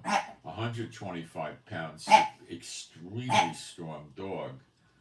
You might have to sit down on the ground to hold him back. So, and when he goes, he's going to go for the neck and the face. He's not going to grab their arm and a leg. He's going to rear up and bite their face or their neck and kill them. And it's not going to take them long. Okay? And when they scream and cry for help, it's of no effect on them. He could care less. So the problem with the Neo is if friends of the family come over, he don't know who the heck they are. He's going to say, oh, I got a threat in the house, I better kill it. And it's your grandfather. They're not discriminating. You know, where a golden retriever is gonna see, he's going to listen to the heartbeat and try to get the pulse and the sweat level and analyze the person visiting. He's going to see they're relaxed and you're relaxed. There's no threat. And he might even walk over and try to get the guy to pet him or give him a little food off the table or something. But he's not going to just go and attack. Now, if the guy came in and started raising his voice, making noise, banging, throwing, grabbing, he'd attack. He would try to get him to stop first, and then he would bite him. But he wouldn't go rip their throat out. He'd probably bite their arm, which they were using to hurt you, and he would bear down extremely hard. And it's not going to have the jaw pressure of a Neapolitan, like an alligator or a crocodile or something like that. But no.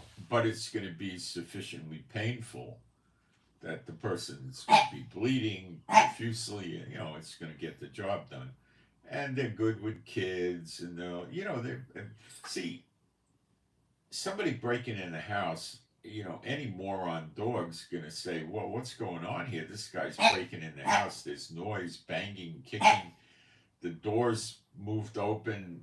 My masters have not opened the door or opened the window. This is all wrong. And I'm here in the house. I got a problem myself now. So he's probably going to attack. Okay?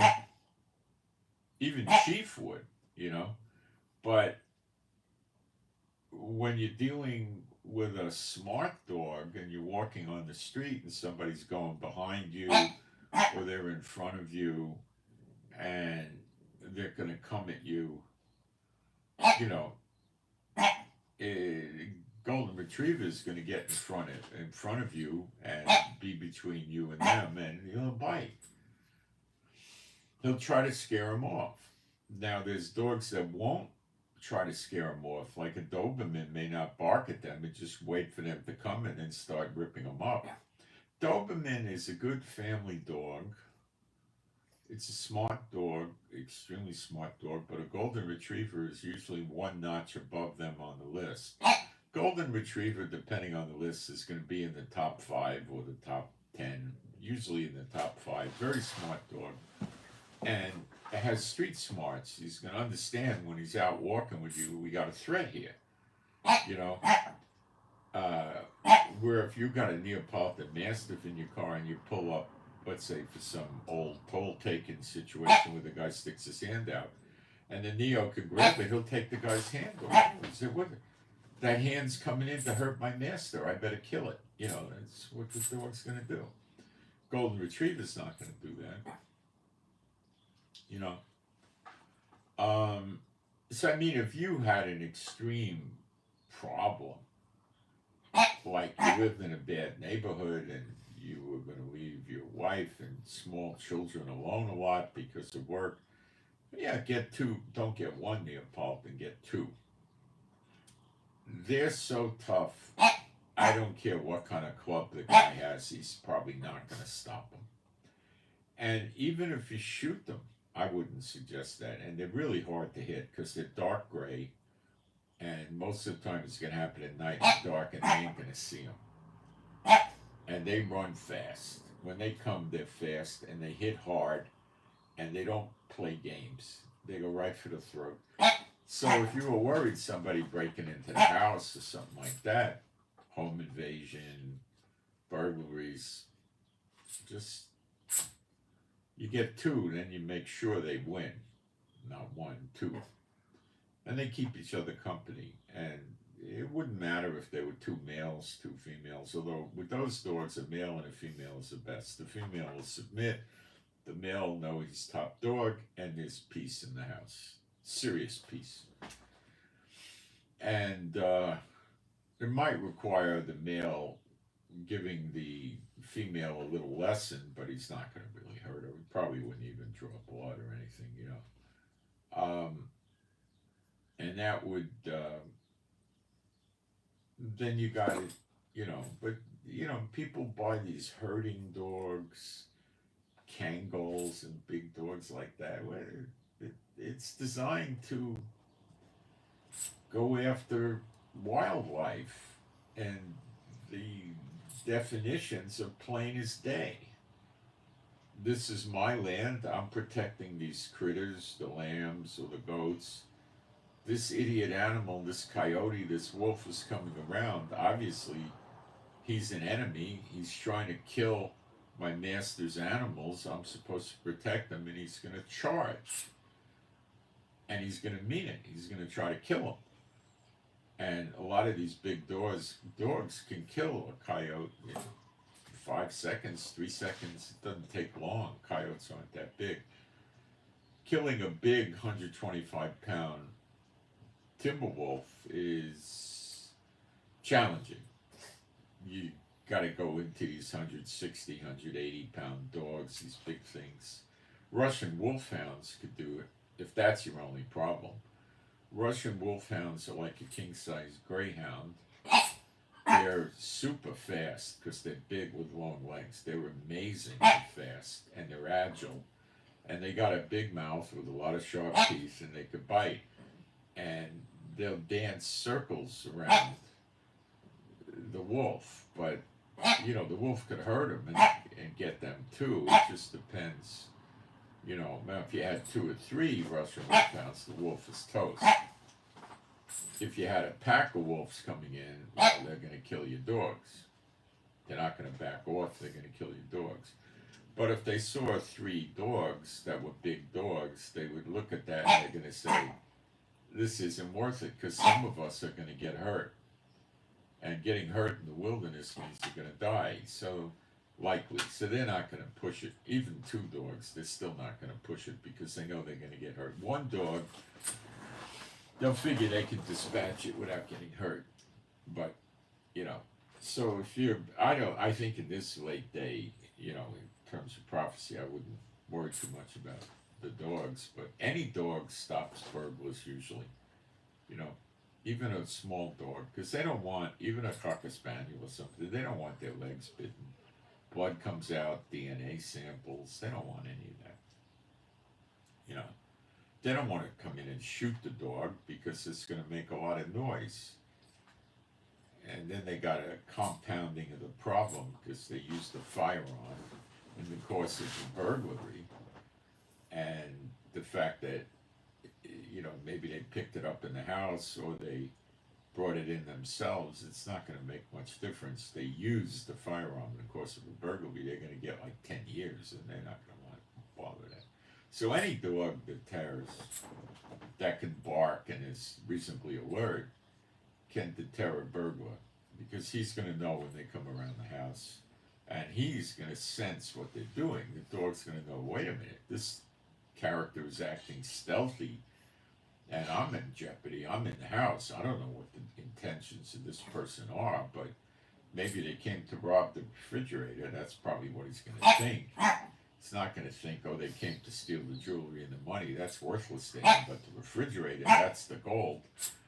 And he's going to get really worried about himself and the food, and he's going to attack. And he's going to act very aggressively. Once when I was in graduate school in San Francisco, I lived with a roommate. We lived on Nob Hill, which is the most expensive neighborhood in San Francisco. And we lived in a dumpy apartment right near the top of, in a super neighborhood. We had a dumpy, cheap apartment on the ground floor. And it had, I think, 6 or 8 units. And a burglar came in, and we had a Weimaraner. Was my roommate's dog. He was about 70 pounds, probably 60, 70 pounds. But he was a little nuts, and he didn't know his limits. He would start fights with German Shepherds and get hurt and stuff. But he was aggressive when something was not right. He didn't think, oh, I might get hurt. He would just go. And all the apartments got robbed one day except ours, or several got robbed, not ours, because the dog was home in the house. And they probably tried to come in, and when they got to the door or the window, I think they were using the doors, he probably went absolute crazy, clawing the door, barking, screaming, trying to get at them. And they said, well, and they never got that. One day we moved out of there. We had another apartment. I was in the apartment, and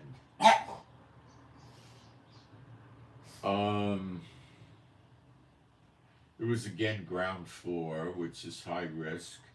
Some guy who didn't belong in the neighborhood was ringing the bells to get in. There were 12 or 16 apartments in the building. It was a walk-up. I think 12. It didn't have an elevator. And it was the middle of the afternoon in the winter months. And I don't know, there was really nobody home. He was ringing the bells. So I was all the way down the hall. I was probably 50 feet at least from the door. So I don't know if I buzzed him in, or I think I buzzed him in. And I said, when he came into the hallway, I said, what do you want? and the door, I had to have the door open a little. I didn't want the door, it was the same way Miranda, I didn't want him running out. And I had a Beretta over there, conveniently ready. And the guy said some BS story about looking for somebody. In the meantime, the Weimaraner was having an absolute heart attack. No, no, no! And barking his head off and growling and the whole bit. And the guy said, don't let her go, don't let her go. He got scared, and he was 50 feet away. Because if I let the dog out, the dog would have covered that ground so fast, you know, it would have hit him, you know. But the guy was a burglar, you know. He was going to probably try to home invade me or something, you know. Just jackasses, you know. These are people that do this, are desperate people that need money right now. And they don't need a lot of money. They're not looking for thousands of dollars. They're looking for a few bucks. Why? They want to get it fixed. They're not going around robbing people in the streets and in the houses because they want to save their money up and buy a supermarket, you know. They're living day to day. So they're idiots, and they take chances. That's what they do. If the San Francisco cops would have got their hands on him, they probably would have given him a beating back then. Okay, so let's keep going here. Now we're going to talk about the Anointed Prince. Okay?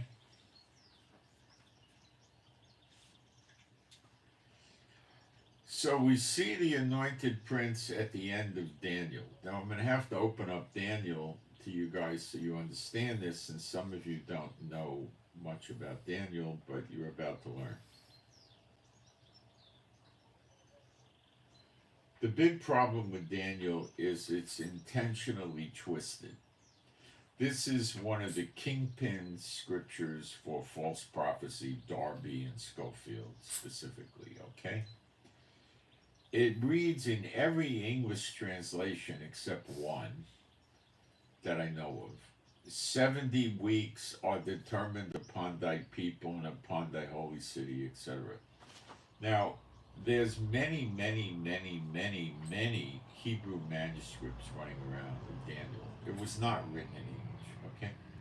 And what it says in every single manuscript, bar none, in Hebrew, it says 70, 70. The word is shavim. To convince you of this, because some of you never heard of this before, I will put the Hebrew up on the screen, and I know you don't read Hebrew. Okay, I'm well aware. No, Chief, you're becoming a pest. Okay, no, stop barking. I don't have any food. So Hebrew reads right to left. So when I put the screen up, you go to the right side, that side, and you'll see Dan, Da.9 That's going to show you Daniel. And then next to the word Dan, next to the D, going to the left, you'll see two words. You don't read Hebrew. Each of these has 5 characters, and you'll see they're absolutely identical. Now, the word for 70 and the word for weeks is not the same word. But this is, because it's telling you, it says 70, 70. You can pause this later and go through it in depth. It says 70, 70. So there's 2 70s on Israel. Okay? And the first 70 is the Babylonian captivity. You know what? Let me take Chief out and put him outside. I think let me check the weather. I don't think it's that cold. And maybe he wants to go out. It's 62. He'll be fine. It's 62 with his fur coat. Let me put him out. It's going to take a very brief period of time. Then I'll come back. Or he's just going to keep this up. Come on, my son. Let's go out.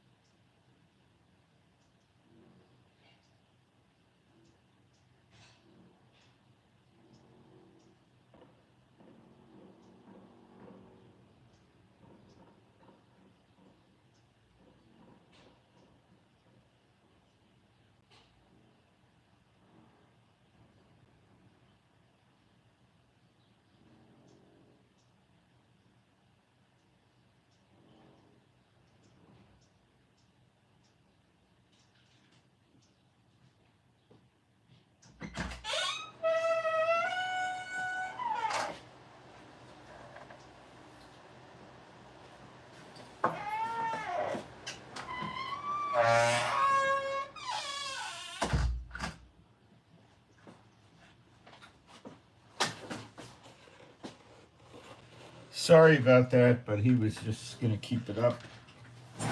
It's kind of mild outside, so he can run around outside. What do I do with my water? I don't know.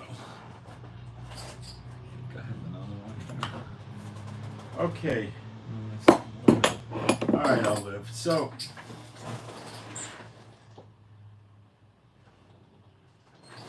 think I see it.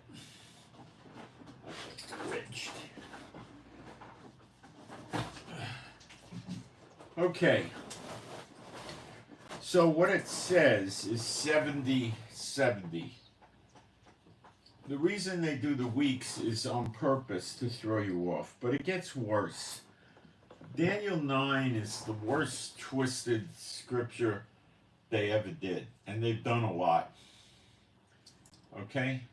So it says 70-70. So the first 70 was Babylonian captivity, which Daniel was in.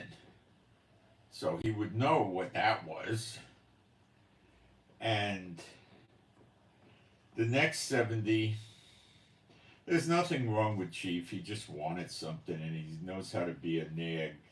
That's all it is. All right. Uh, if he's in distress, he doesn't bark like that. That was nagging. Okay. So, um,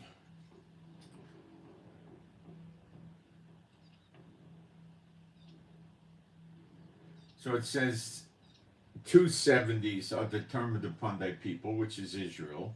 Daniel was of Israel. Upon thy holy city, which is Jerusalem, to finish the transgression and to make an end of sins, and to make reconciliation for lawlessness, which they call iniquity. It means lawlessness, not obeying the law, and to bring in everlasting righteousness. And the word for righteousness is tzedek, which is righteousness. And to seal up the vision and prophecy. So that's the end of all the prophecies that Daniel came forth with. And of course, Daniel wasn't talking about New Jerusalem and things like other things, okay? And to anoint the most holy, okay, that would be the holiest of holies for the next temple. So right away, the church doesn't want you to think there's a next temple because that pushes the influence or the emphasis in prophecy and scripture away from them to Israel. All right? And so they start telling you it's Yeshua. Well, people don't anoint Yeshua. God anointed him when he rose out of the water, and his name was Yeshua HaMashiach. The word Mashiach means anointed. It's not his last name like Smith or Jones, okay? You got it? Yeshua means giver of salvation. The root word is Yesha, which is salvation. And to anoint the most holy. Okay. Know therefore and understand that from the going forth of the commandment to restore and to build Yerushalayim unto the anointed prince, Mashiach, and the word for prince, I believe, is neged or negade. Let's check it. Negade or neged, however you want to pronounce it. Shall be 7 weeks. Now, the word for 7 here is Sheva, which means 7. So they're using the correct word for 7, well, the correct interpretation of 7. And for weeks, here they use Shavua, which can be weeks. Okay? Not Shavim. Now, so I'll show you, I gotta go to verse 25. I'll show you the word for weeks in Hebrew. So you can see how they screwed it up, and they knew they were screwing it up.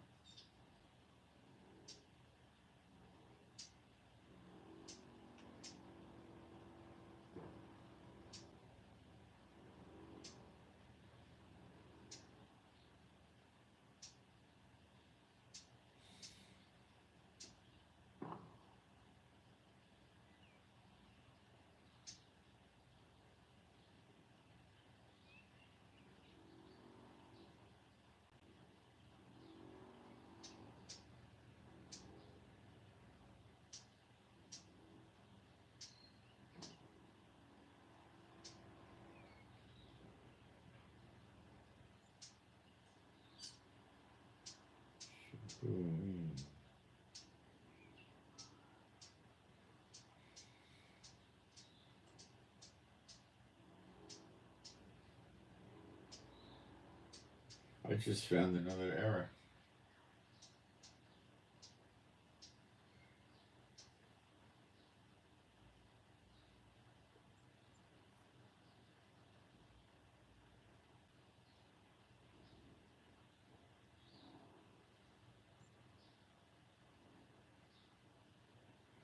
See, what it says in the text here is Shavim Shavua. So it's saying 77s.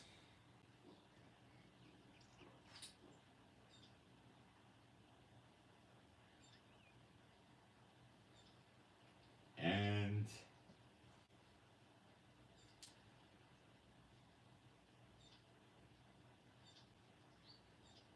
I'm trying to do this on the fly.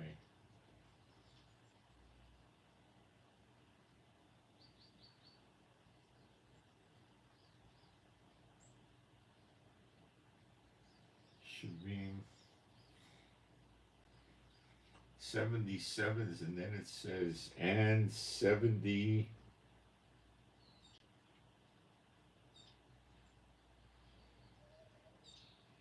Shishim, which is 60,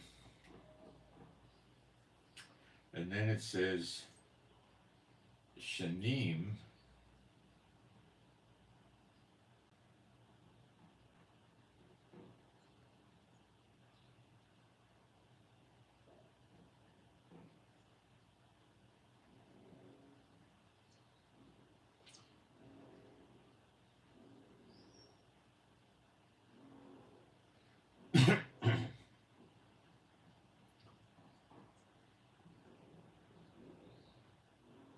which really means 20.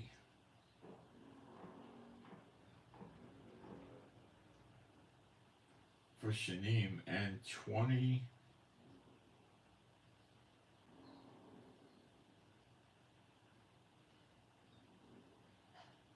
return or turn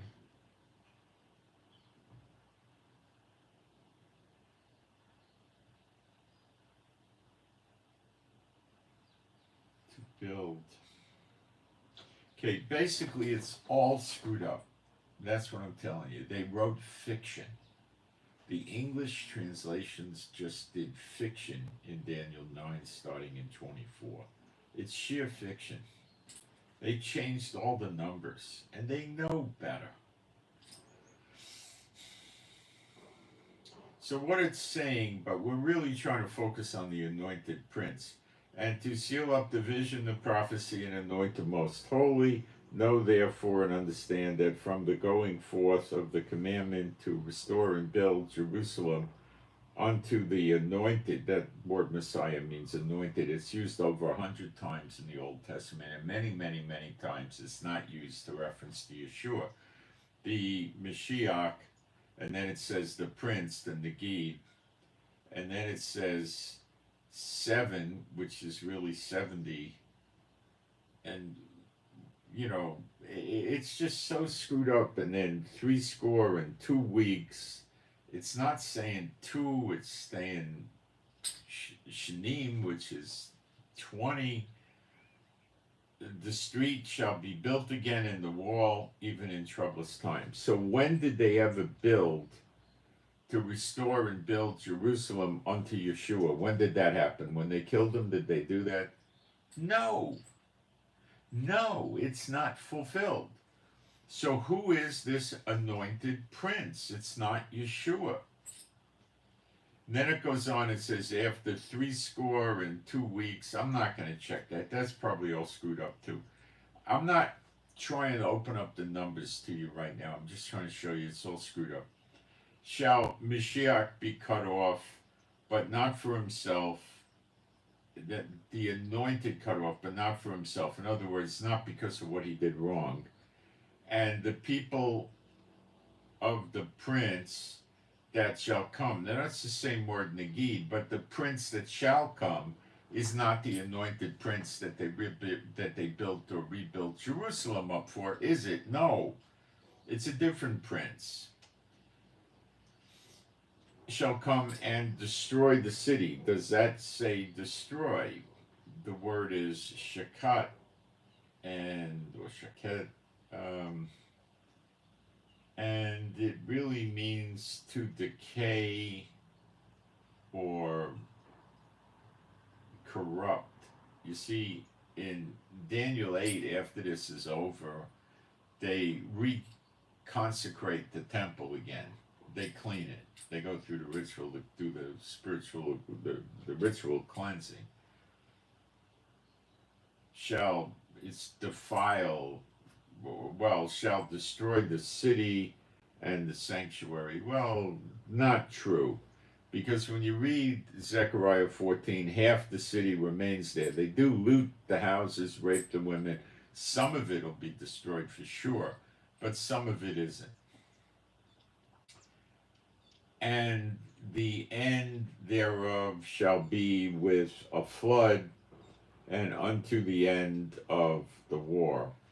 Desolations are determined, and he shall confirm the covenant with many for 1 week. This, I believe, is the anointed prince.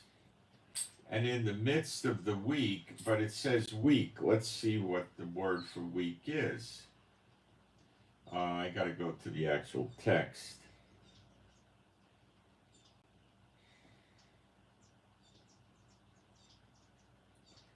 In the midst, let's check that word. It's chetzi, it's half, not, well, midst, it's half of the week.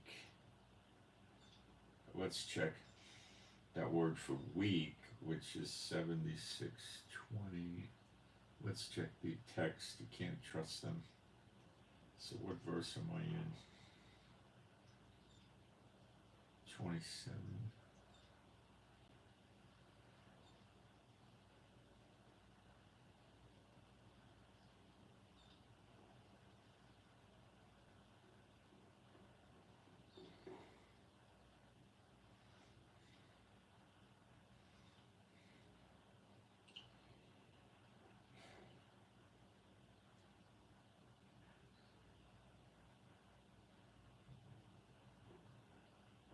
Seven.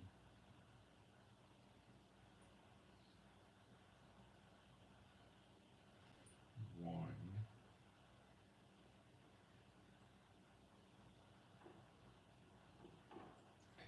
Yeah. What it's saying in the Hebrew is it's saying 7, 1.5. Well, maybe it's saying 7.5 or 7, 1.5. And then it says sevens.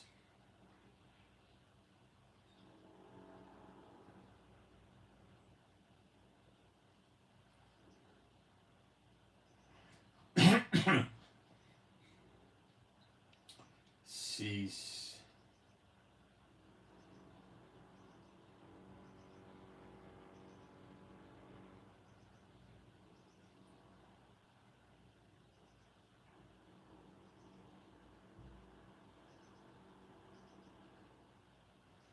And it has wing, destruction.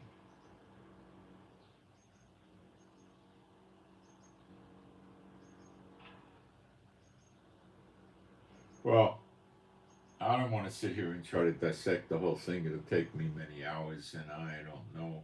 Maybe the Lord wants me to start working on that now. I'll search Him. Pray that if that's what the Lord wants me to open up with this, that He gives it to me clear. But the point I'm trying to make is they're teaching you a fairy tale about the numbers. See, it's saying shall be 7 weeks and 62 weeks. The street shall be built again, and the wall. And after 62 weeks shall Mashiach be cut off, but not for himself. Let me get where I was. Okay, he shall confirm the covenant with many for, and the word for covenant is brit, it's covenant. For 1 week, that's a chad, and in the midst, or the half of the, it doesn't say week, I believe it's the 70, I don't know. I gotta go back and do it, I'm not prepared. He shall cause the sacrifice and the oblation to cease, the overspreading of abominations. He shall make it desolate, even until the consummation and the determination shall be poured upon the desolate. Okay, so for you to understand this, you have to know there's going to be another temple. Okay? And the church teaches, no, we're the temple. No, the scripture says you're the temple of the Holy Spirit. You're not the temple of the glory God of Israel, which is the angel that God put his name in, Jehovah being his name, in Exodus 23, verse 20. Now, this is Michael. I suppose I should read you that so you know it really does exist. Exodus 23, 20. And the priest shall, maybe I got this wrong on the verse. Oh, I went to Leviticus, that's why. Exodus, that's why it wasn't working. Okay. Exodus 23, 20. Behold, I send an angel. Now, the word for angel is here used as Moloch. It's a messenger. Okay? Before thee, to keep thee in the way, and to bring thee into the place which I have prepared. This is the glory of God of Israel that inhabits the temple. He's called the messenger here in this case, but I think that's what it means, not Elijah or Yeshua. And to bring thee into the place where I have prepared. The glory of God of Israel would move in the wilderness, in the desert, and then the Israelites would follow his lead and move the tabernacle in their camp. Okay. Beware of him and obey his voice. Provoke him not, for he will not pardon your transgressions, for my name is in him. But if thou shalt indeed obey his voice and do all that I speak, then I will be an enemy. It doesn't say, it's saying, then I will be an enemy, 6 words. And in the Hebrew, there's basically 2 et. So they're improvising here. It means enemy. But it could mean the glory of God of Israel's the enemy, not Jehovah, because it doesn't say I will be. They add that in. The I. Unto thy adversaries, for my angel, my Malach, shall go before thee, and bring thee in unto the Amorites, and the Hittites, and the Perizzites, and the Canaanites, and all. Okay. So that's normally never taught. Now, where can I establish that there's the next temple? Quite a bit, but we could start with Ezekiel 37, the last 3 verses. Moreover, I will make a covenant of peace with them, that's Shalom, Yeshua was the peace offering, an everlasting covenant with them, so that brings in everlasting life, and I will place them and multiply them. Now the word for place is Natan, 5414 Strong's number. So I will place them and multiply them, and then it says, will set my sanctuary in the midst of them forevermore. But the word for set is the same word that they just translated a few words earlier as place. They're just trying to mess with you. So let's say place to make it clearer. And will place my temple, my sanctuary, in the midst of them forevermore. Jerusalem's the midst of Israel. Then it says, my tabernacle also shall be with them. So we're going to have the tabernacle also. And in 2 Maccabees 2, chapter 2, we read Jeremiah, before he went to Babylon, before that happened, hid the actual tabernacle in Mount Nebo in a cave and sealed up the cave so no one could find it. It has the Ark of the Covenant, the altar of incense, and what else was in there? The tabernacle. Shall also be with them. Yea, I will be their God, and they shall be my people. And the heathen that know that I, Ani, Jehovah, do sanctify Israel after my sanctuary shall be in the midst of them forevermore. Well, he puts the temple here. So I'm telling you, this temple comes down from heaven. It's not built and it's not New Jerusalem. And Mount Sinai comes back up, courtesy of Jehovah. He puts the mountain back, which some enemy soldiers took down many, many centuries ago. That will probably be the end of the Dome of the Rock and the Alas Mosque, because they're so close, right in the area, they'll probably be gone. The mountain. All right, so the temple's up on a very high mountain. All right, in the midst of the people, which Jerusalem is in the midst of Israel. So there you have it. Okay, so there is going to be another temple. Now, let's, to make this point, we go to Malachi 3. I'm going to go quick. Behold, I will send my Malach, my messenger, and he shall prepare the way before me. Now here I believe he's speaking of Elijah, who prepares the way before Yeshua, like John the Baptist with the spirit of Elijah prepared the way before Yeshua when he was on earth. And Jehovah, Adonai rather, whom you seek, shall suddenly come to his temple. This is the glory of God of Israel. He will reside in this next temple, which is not built with human hands. Even the Malach of the covenant, this is probably going back to Elijah, whom you delight in, behold, he shall come, saith Jehovah of hosts. But who may abide the day of his coming, and who shall stand? Okay, so we see the temple, and we see Elijah here. So we know there's a temple. Now, he comes suddenly to his temple. If we go to Ezekiel 43, we can see this happening. Okay? Now, this is most likely after Zechariah 12:10 is over, which is Elijah and Apostle John burn up the enemies surrounding Jerusalem and Judah. So that's specifically in Zechariah 12:6, which the church doesn't teach. So Ezekiel 43:1, afterward he brought me to the gate, even the gate that looketh towards the east, and behold, the glory of the God of Israel, that's Michael, that's the angel he put his name in, came from the way of the east, and which would be from the where the Mount of Olives is, but it's also could be east in general. And his voice was like a noise of many waters, and the earth shined with his glory.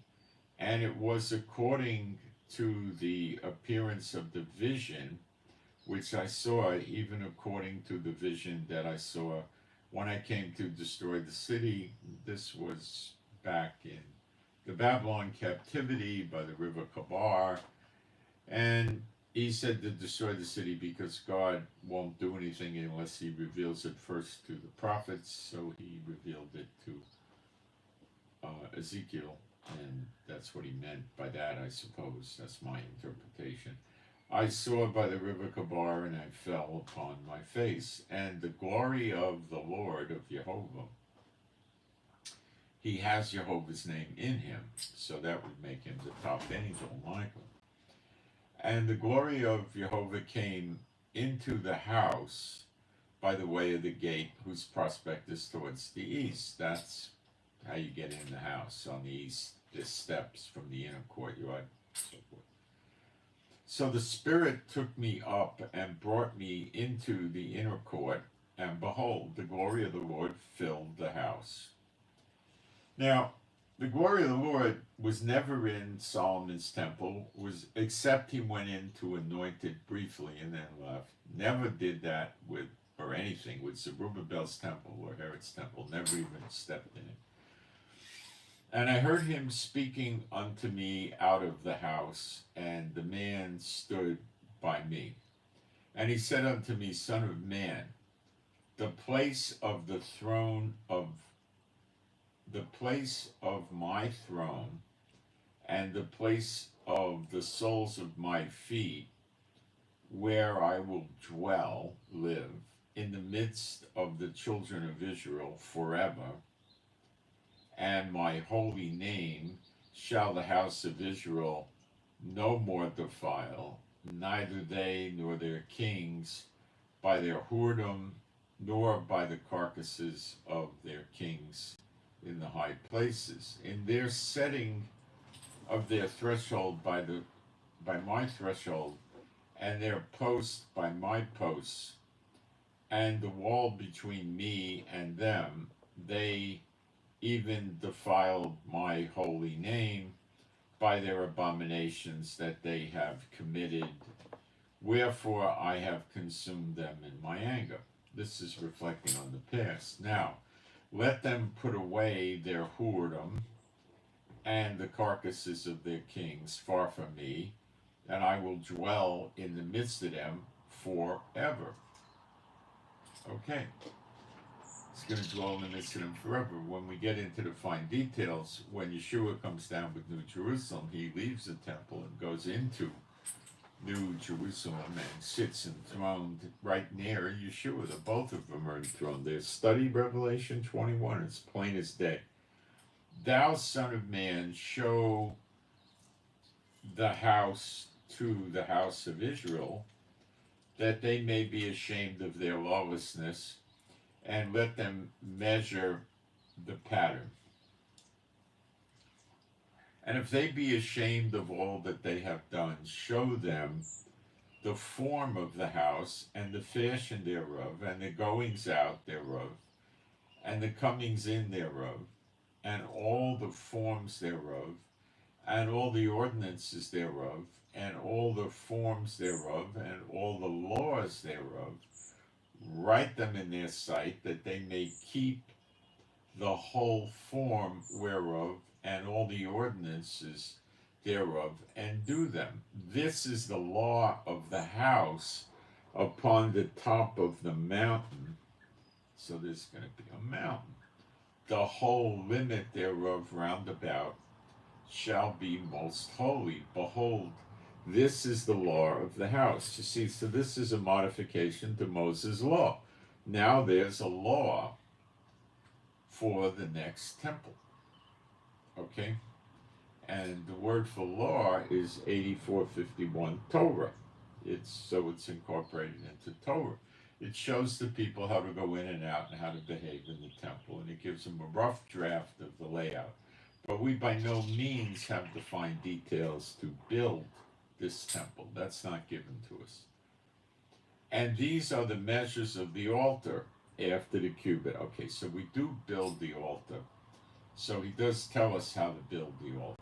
That's outside the temple in the inner court, to the south of the steps a little bit. The steps that go up into the temple. I'm not going to read that. Now I'm in verse 18. And he said unto me, Son of man, thus saith Adonai Jehovah, these are the ordinances of the altar in the day when they shall make it. So we make it to offer burnt offerings thereon, and to sprinkle blood thereon. Now what did Yeshua say? Don't think I came to destroy the law of the prophets, but to fulfill. Next verse. For as long as there's a heaven and an earth, not one jot or tittle shall be done away with from the law. Yet the church teaches it was done away with, and that way they could stop having to explain the glory of God of Israel in the temple to you. And thou shalt give to the priests, the Levites, that are of the seed of Zadok, which approach unto me, to minister unto me, saith Adonai Jehovah, a young bullock for a sin offering, and thou shalt take of the blood thereof, and put it on the four horns of it, and on the four corners of the settle, and upon the border round about. Thus shalt thou cleanse and purge, cleaning it. Thou shalt take the bullock also of the sin offering, and he shall burn it in the appointed place, the house without the sanctuary. And on the second day thou shalt offer a kid of goats, and he goes through this. Okay, so then it says in verse 25, 7 days shalt thou prepare every day a goat, 7 days shall they purge the altar and purify it, and they shall consecrate themselves.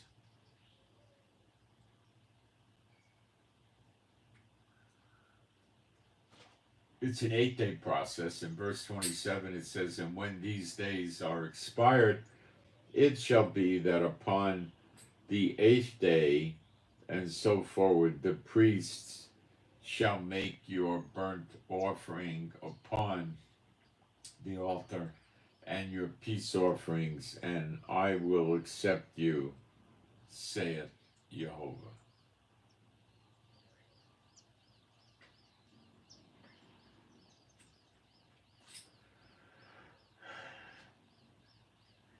That's making the case for the temple. Now we're going to go into Ezekiel 45, and we're going to learn the anointed prince. Verse 1 says, moreover, when you shall divide by lot the land for inheritance, you shall offer an oblation unto Jehovah for a holy portion of the land. The length shall be the length of 5 and 20,000. Okay, he's talking about the land. And then it says in the next verse of this, there shall be for the sanctuary, for the temple, 500 in length,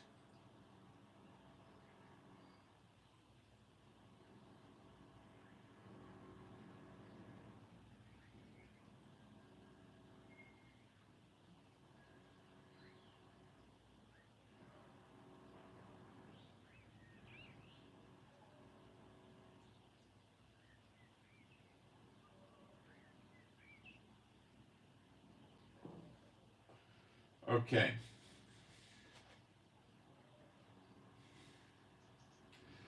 Let me jump down to what I'm trying to make for a point here with the prince.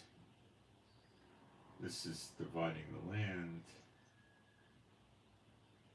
And I'm in verse 8, Ezekiel 45. In the land shall be his possession for his... Wait.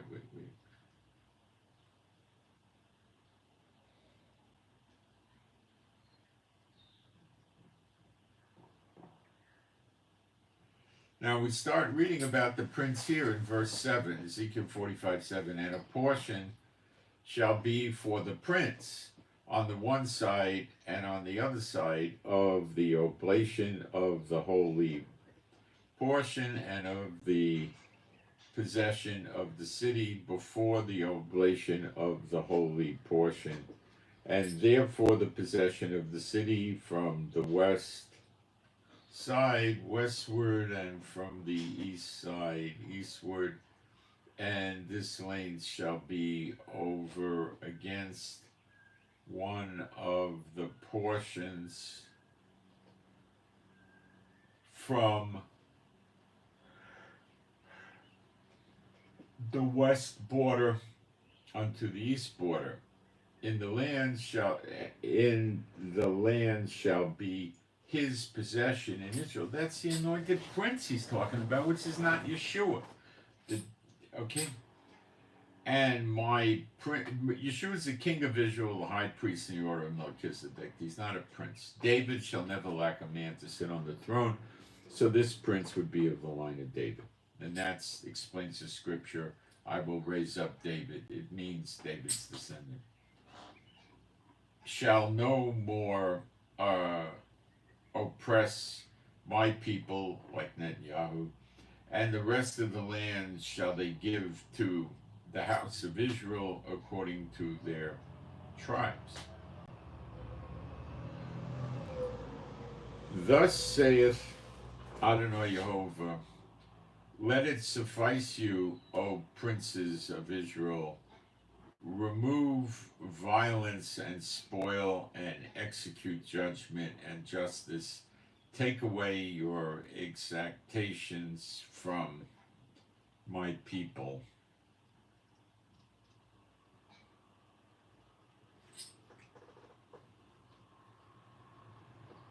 Saith Adonai Yehovah. You shall have just balance and a just ephah and a just bat. The ephah and the bat shall be of one measure, and the bat may contain the 10th part of a omer, and he goes on with that. And the shekels shall be 20 gerahs, 20 shekels 5 and 20 shekels 15 shekels shall be your manna.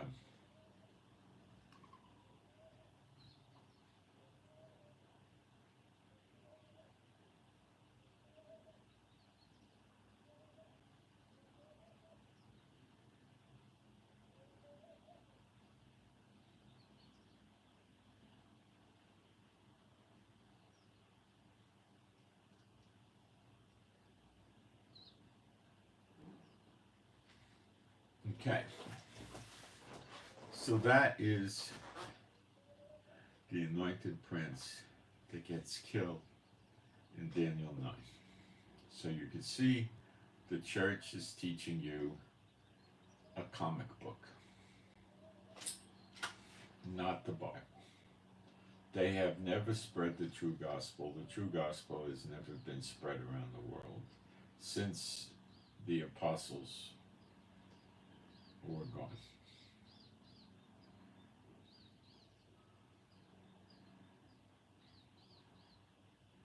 Okay, so there you have it. I put the link up for the music. Now, the people doing the music are going to redo it. 2 of the 3 songs are more of young people, very contemporary music. One is more of a ballad, you might say. I'm going to have them, if they will, which I think they will, keep the music that we already have and make it in a more modern, contemporary for the younger people, and put it more in a ballad form for the old fogies like me. But the words are basically Bible studies, and you could use these to get people awake.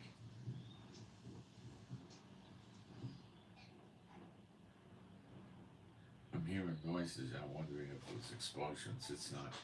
To keep the people awake, and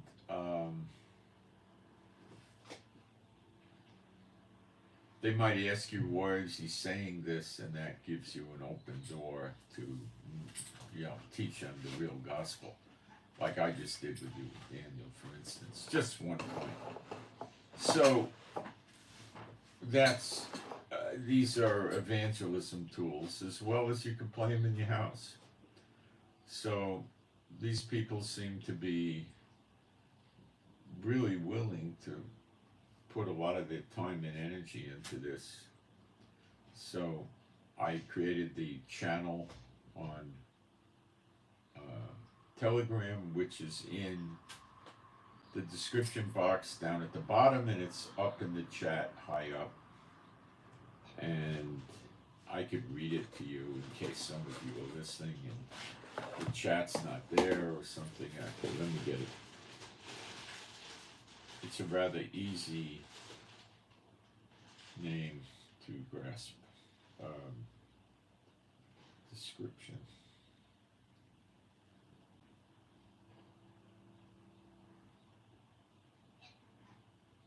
Okay, you go to the letter T as in Tom, period, M-E like me. So it's T like Tom, period, M-E / Bible correct songs. Bible correct songs on YouTube. Okay? T.me / Bible correct songs. there's 3 of them up there now, and I'm so nervous to play them because somebody will claim that I violated their copyright, although I have permission. In writing in an email from the people that actually did the song, somebody might try to create confusion, but I don't have a problem with Telegram on that. So there it is. It's there, and there could be more songs. I have to think of other topic areas, and so you can play these in your house. And like I said, they're in a more of a young people contemporary form. 2 out of the 3, one's not.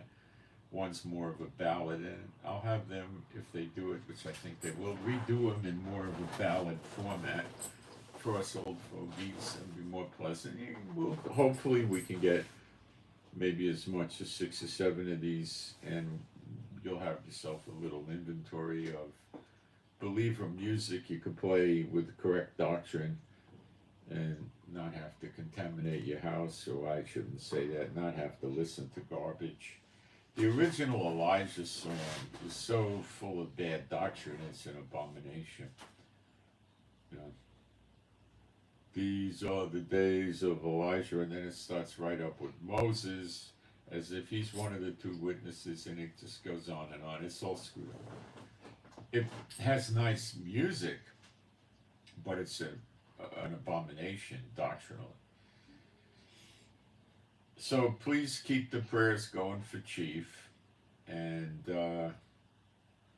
pray for me and my wife for our peace, Rivka, for our peace, safety, protection, and joy. Oh, somebody sent me a care package from Netherlands, and it was received all intact. I got everything. The salve you sent, my wife said really worked. The liquid probably be used for the animals and pets. I think we use it on them, or maybe my wife will use it. I don't know. I don't use that. My wife does. And the licorice was very interesting. And the little square thing came intact. And just wanted you to know everything is fine with that. So back, and thank you, of course. So moving forward, so pray for better videos. Pray we learn more about end times with timing, although I think we're pretty close. And right now, you know, the new Elvis is Trump. He's got everybody's attention in the world, I think. It's phenomenal. And he's eating it up, I think. But he's also working hard. And pray for the animals and pets in general that we have that are all rescues, that they be happy, healthy, and whole. And pray for the peace of Jerusalem. And it was a very pleasant surprise having this music. And some of you that don't like the younger people's tunes, when you see the other one that has the more older people type style music, they can make them different styles as we suggest. So there you have it. And I send my shalom to all those who love Yeshua HaMashiach. And I'm out. Thank you.